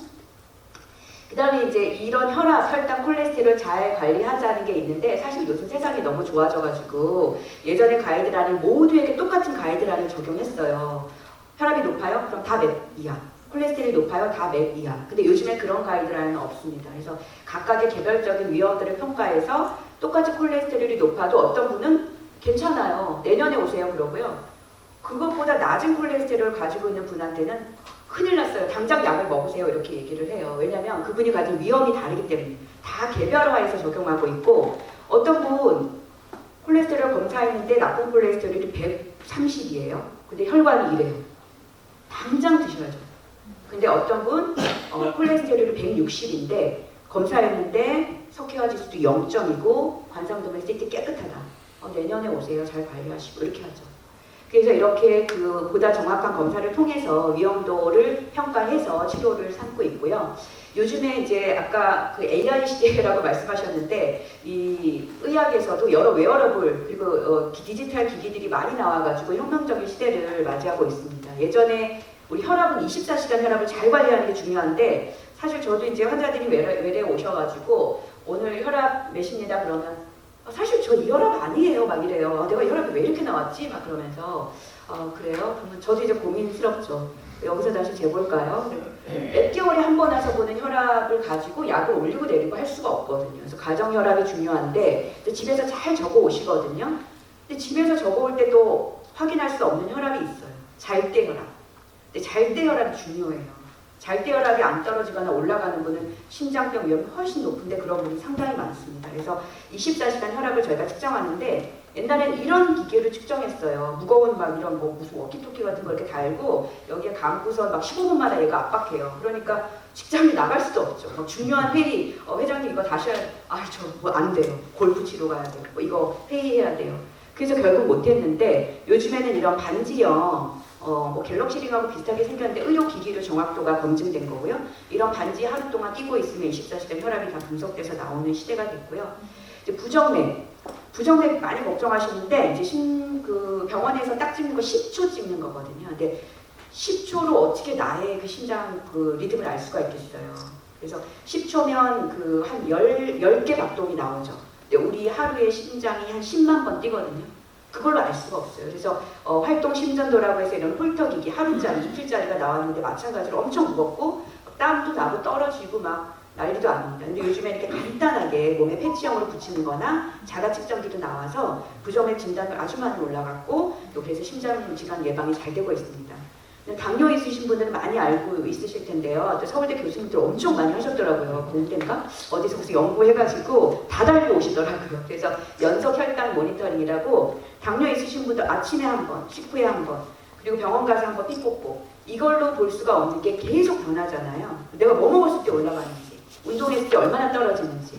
요즘에 요거 팔에 붙이고 2주 동안 입고 스마트폰하고 연동시켜 놓으면 2주 동안 혈당 모니터링 다 나오고 내가 식사를 했으면 뭐 먹을 때 올라갔는지 알 수 있고 평균치도 다 나옵니다. 저혈당도 알 수 있고. 그래서 이렇게 좋은 시대가 되어서 저도 이제 AI, 디지털 이런 헬스케어 시대를 경험하면서 진료를 하고 있습니다.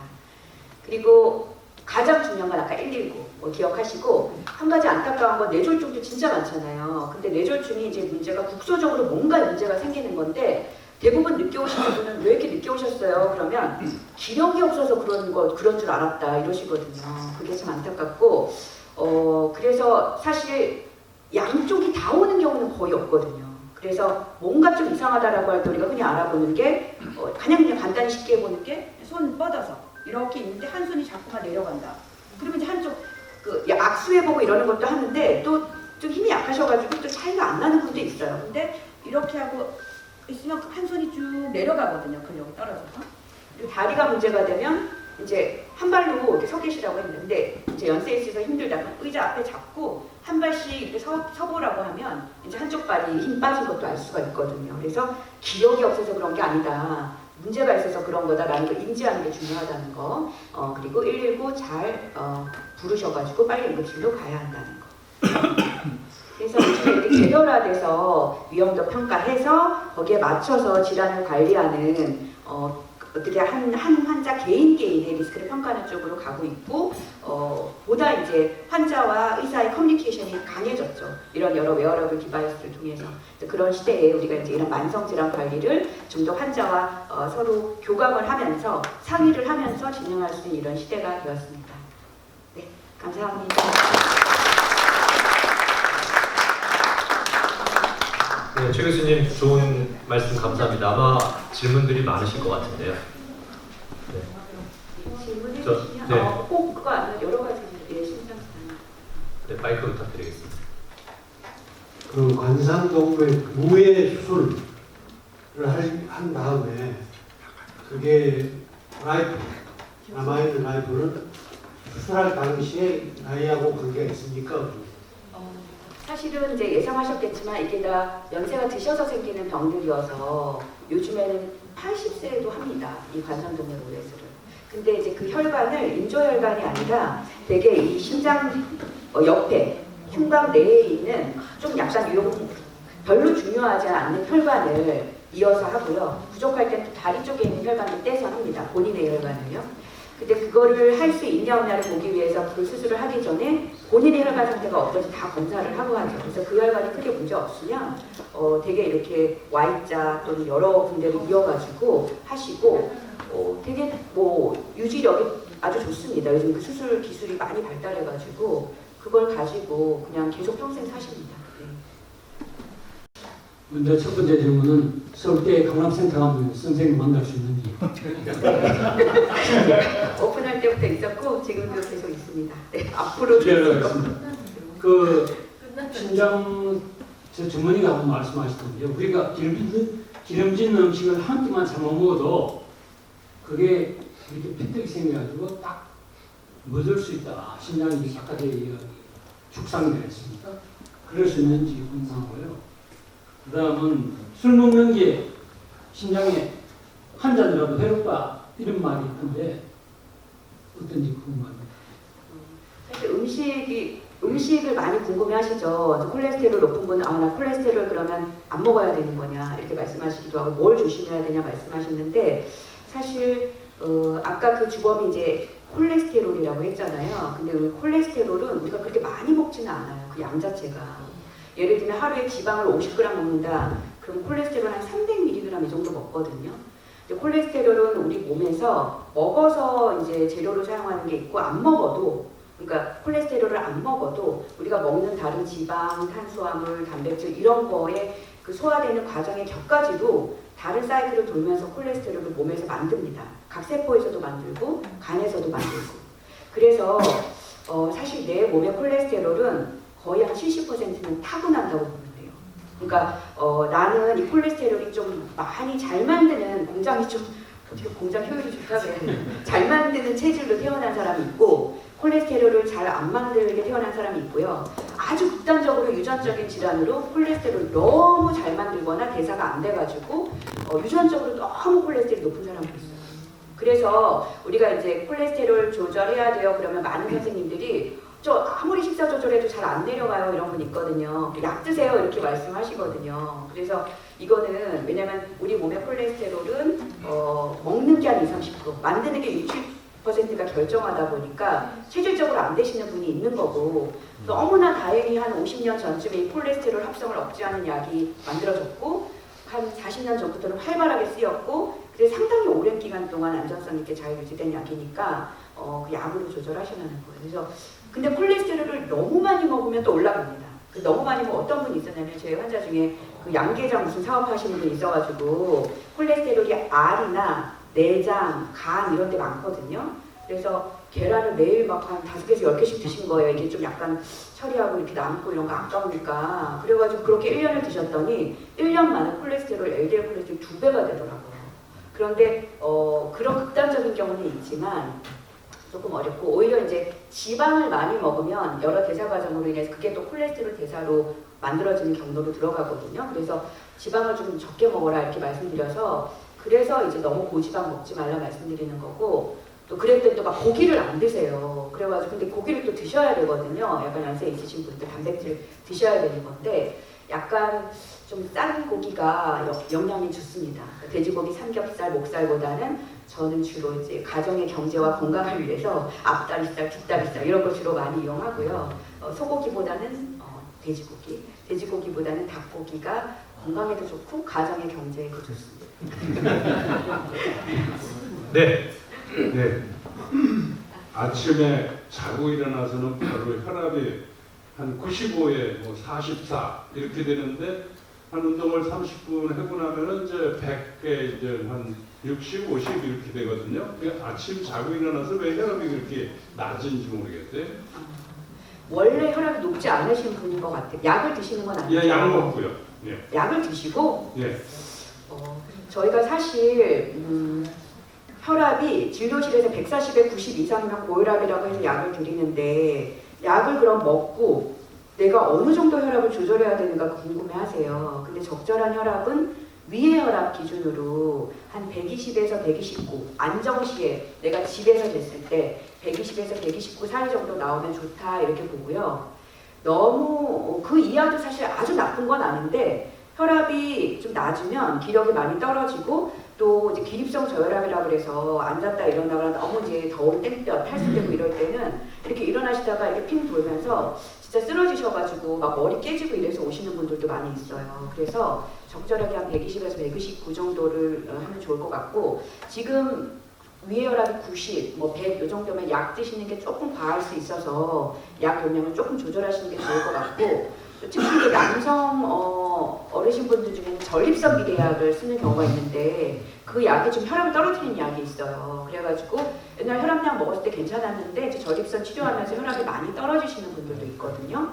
그래서 그렇게 조심하시면 되고 어쨌든 내가 안정시에 충분히 안정을 취하고 편안한 상태에서 잰 혈압을 기준으로 치료 목표를 정하시면 됩니다. 지금 조금 낮아서 그 집에서 잰 거 적어가지고 가셔서 선생님하고 의논하시면 될 것 같아요. 운동하시면 약간 이제 그 교감신경을 활성화되니까 좀 올라가거든요. 그러니까 운동하면 170에 125. 사실 운동하면 교감신경이 조금 활성화돼요. 그래서 런닝머신 검사 해보시면 아시겠지만 운동하는 중에는 위혈압은 쭉쭉쭉 올라가고요. 이제 말초혈압이 확장되면서 아래혈압은 약간 떨어집니다. 근데 이제 그거는 운동에 의해서 약간 교감신경이 활성화되고 심장의 박출량도 조금 더 펌프가 강해지고 그러면서 이제 위혈압이 조금 올라간 상태이고 그렇지만 이제 전반적인 평균치는 조금 낮으신 것 같다 이렇게. 그 전립선약을 먹어가지고 혈압이 좀 떨어져서 그런 줄 알고 주치의 가서 얘기를 했더니 관계 없는데요 그러더라고요. 그래서 약에 따라서는 관계 있는 약도 있을 수 있고 없는 약도 있을 수 있어요. 근데 혈압약 자체를 조금 용량 줄이셔도 될 것 같아요. 그 정도는. 네. 감사합니다. 네, 혹시 또 질문 있으실까요? 네, 그 강의하시는 중간에도 그렇고 지금 질의응답 하시는 중간에도 장래가 술렁이는 걸 보니까 다들 관심도 많고 또 걱정도 많으시면서 서로 또 의지도 많이 되시는 것 같습니다. 자, 다시 한번 오늘 좋은 강연을 해주신 쓰겠습니다.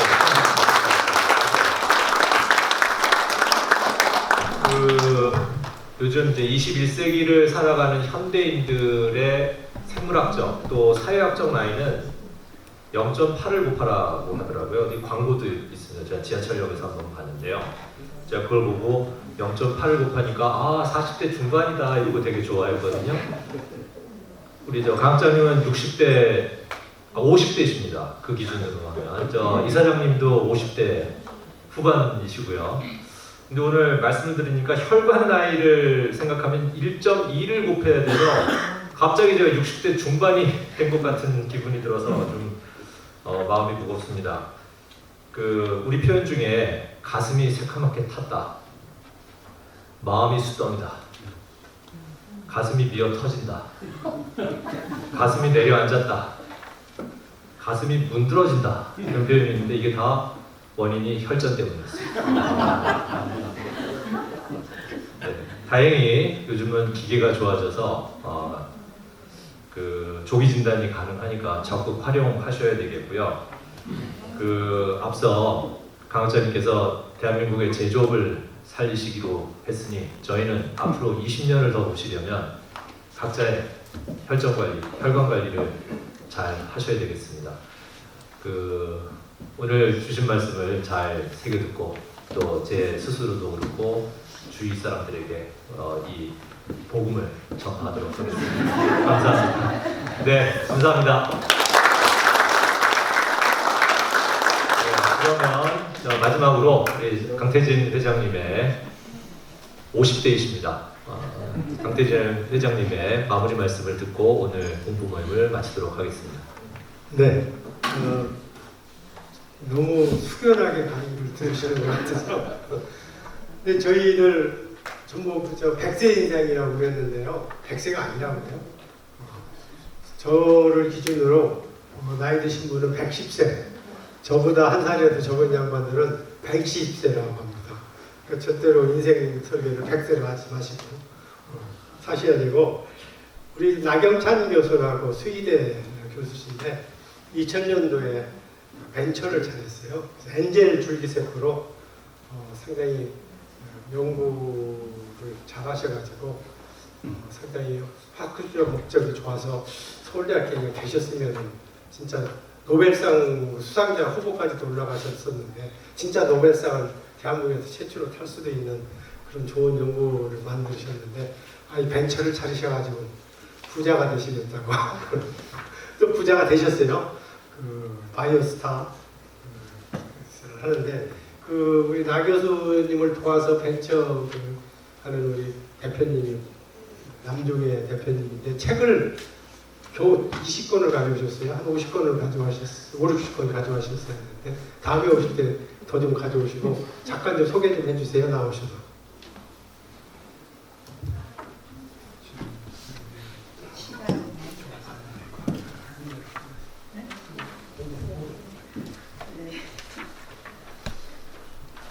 안녕하십니까. 바이오스타 기술연구원에서 근무하고 있는 남종의 이사입니다. 오늘 함께 동행한 박소연 홍보대사 같이 소개합니다. 박소연 홍보대사는 아토피가 너무 심해서 사실 한 10년 전부터 줄기세포를 계속 맞았어요.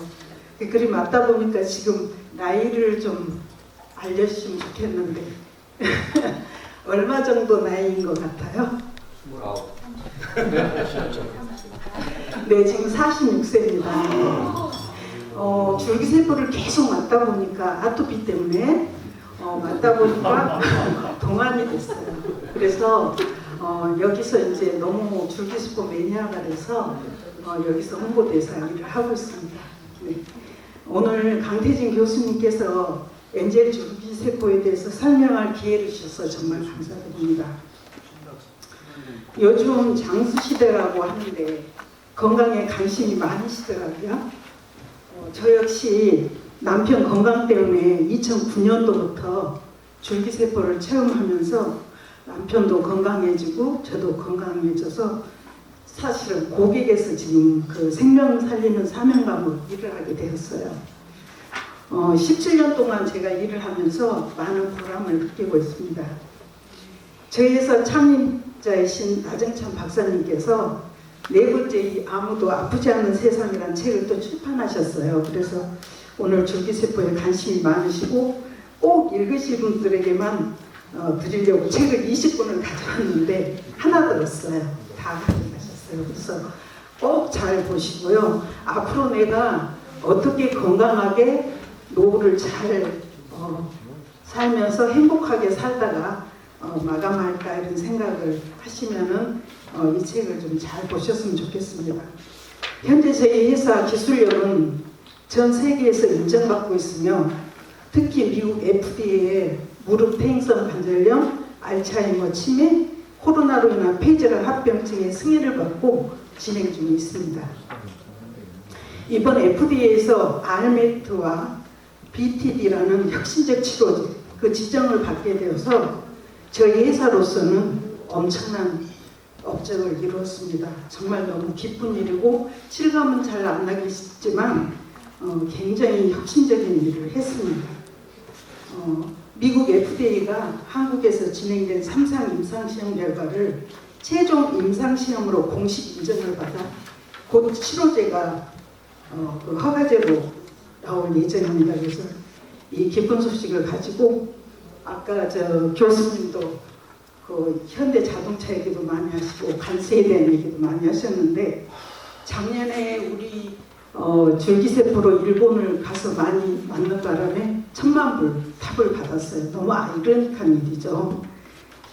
그래서 먹거리로 줄기세포를 상당히 우리나라에서도 큰 일을 할 것이라고 저는 생각합니다. 줄기세포가 다 똑같은 기술이 아니며 안전성과 유효성을 승인을 받았는지 잘 알아보고 회사를 선택해야 된다고 생각합니다. 이상으로 간단하게 설명드렸습니다. 줄기세포에 대해 관심 있으신 분은 연락주세요. 경청해 주셔서 감사합니다.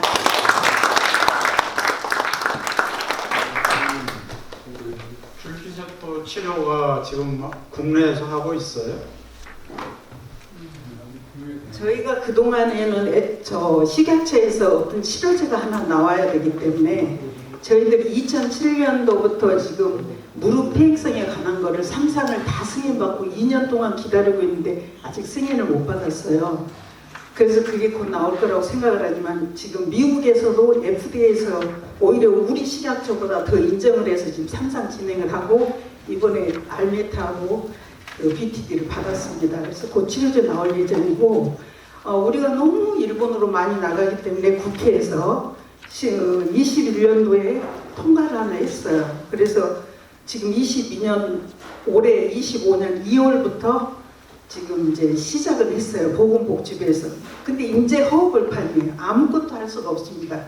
당분간 한 10년은 걸릴 건데 저희 회사는 워낙 한 3만 명 고객이 있고 많은 체험을 했기 때문에 한 6개월 후부터는 국내에서 할 것 같습니다. 근데 이제 중증 환자들부터 할 것입니다. 네, 감사합니다.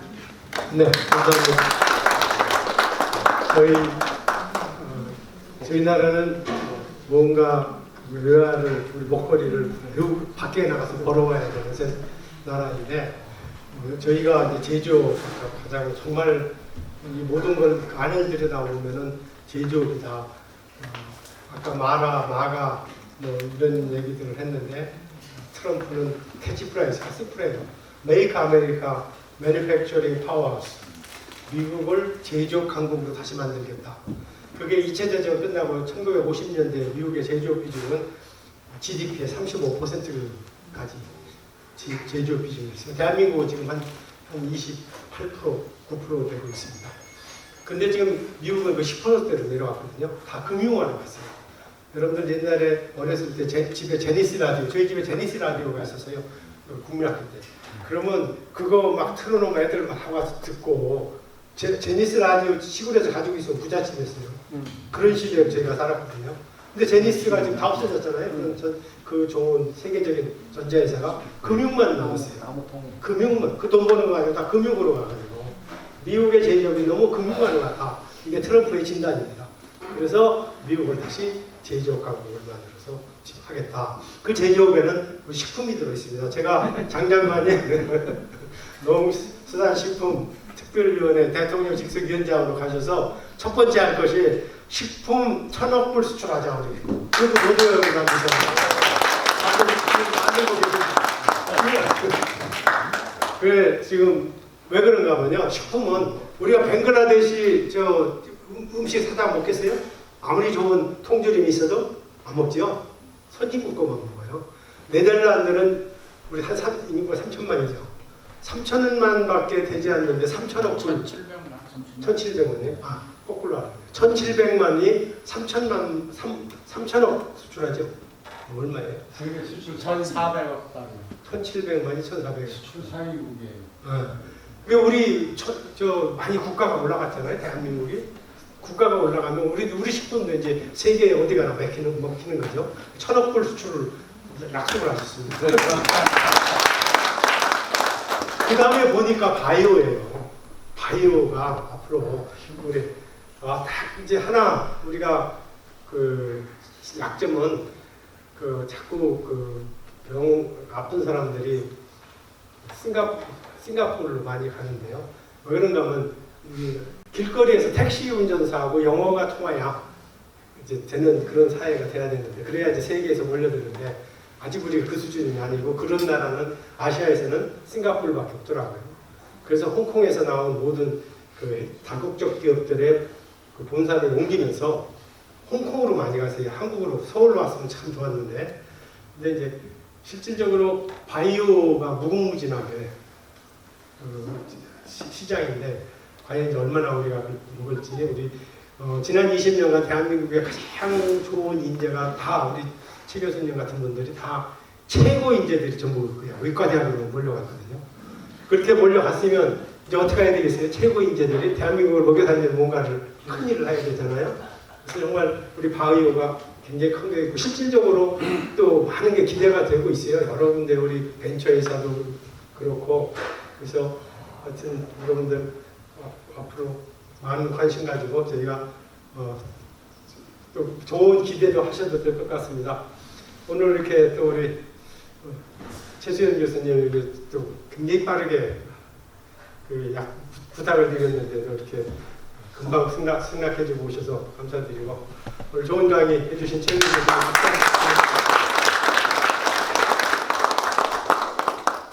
그 저기 역삼동 건강검진 받으러 가시면서 최수 교수님 잠깐 만나시면 얼마든지 만나실 수 있습니다. 네, 그럼 오늘 이상으로 마치고요. 우리 저 총무 이사님 좀 띄워달라고 했는데 내가 좀 인가 좀 5월 13일 화요일 날 한국 엔지니어 연합회에서 그 청담동 호림미술관에서 그 엔지니어 연합회 포럼이 있습니다. 그때 오셔서 누구시죠? 우리 산업통상부의 그 대변인하고 그 칼럼니스트입니다. 지금 한국경제 그 칼럼니스트 같은 분을 모셨는데 한번 그날 오서 보시고 그 다음에 그 호림미술관에서 호림미술관이 가지고 있는 최고 걸작 그 전시회를 하고 있어요. 여러분들 꼭 한번 좀 보십시오. 우리 한지가 1000년 간다고 했는데 이런 책 이거 저 연구 보관이 안 되거든요. 아무리 하셨어도 400~500년 지나면 다 부숫가루 다 부식으로 먼지가루가 돼버려요. 이게 보존이 안 돼요. 이게 전부. 근데 한지는 지금 1200년, 1300년에 전에 쓴 불경이 아주 깨끗하게 원고처럼 보존돼 있어요. 한지가 1000년 간다고 했는데 가서 한번 확인 좀 해보세요. 정말 우리 조상들이 그 당시 얼마나 뛰어난 문화를 가지고 있었는지 경탄스러울 정도인데 그래서 시간 되시는 분들 5월 13일 화요일 12시 도시락으로 점심하시고 우리가 특별 강연 들으시고 그 다음에 자유 관람하시는 그런 행사에 시간 되시는 분 초청합니다. 네, 오늘 모두 이것을 마치겠습니다. 감사합니다.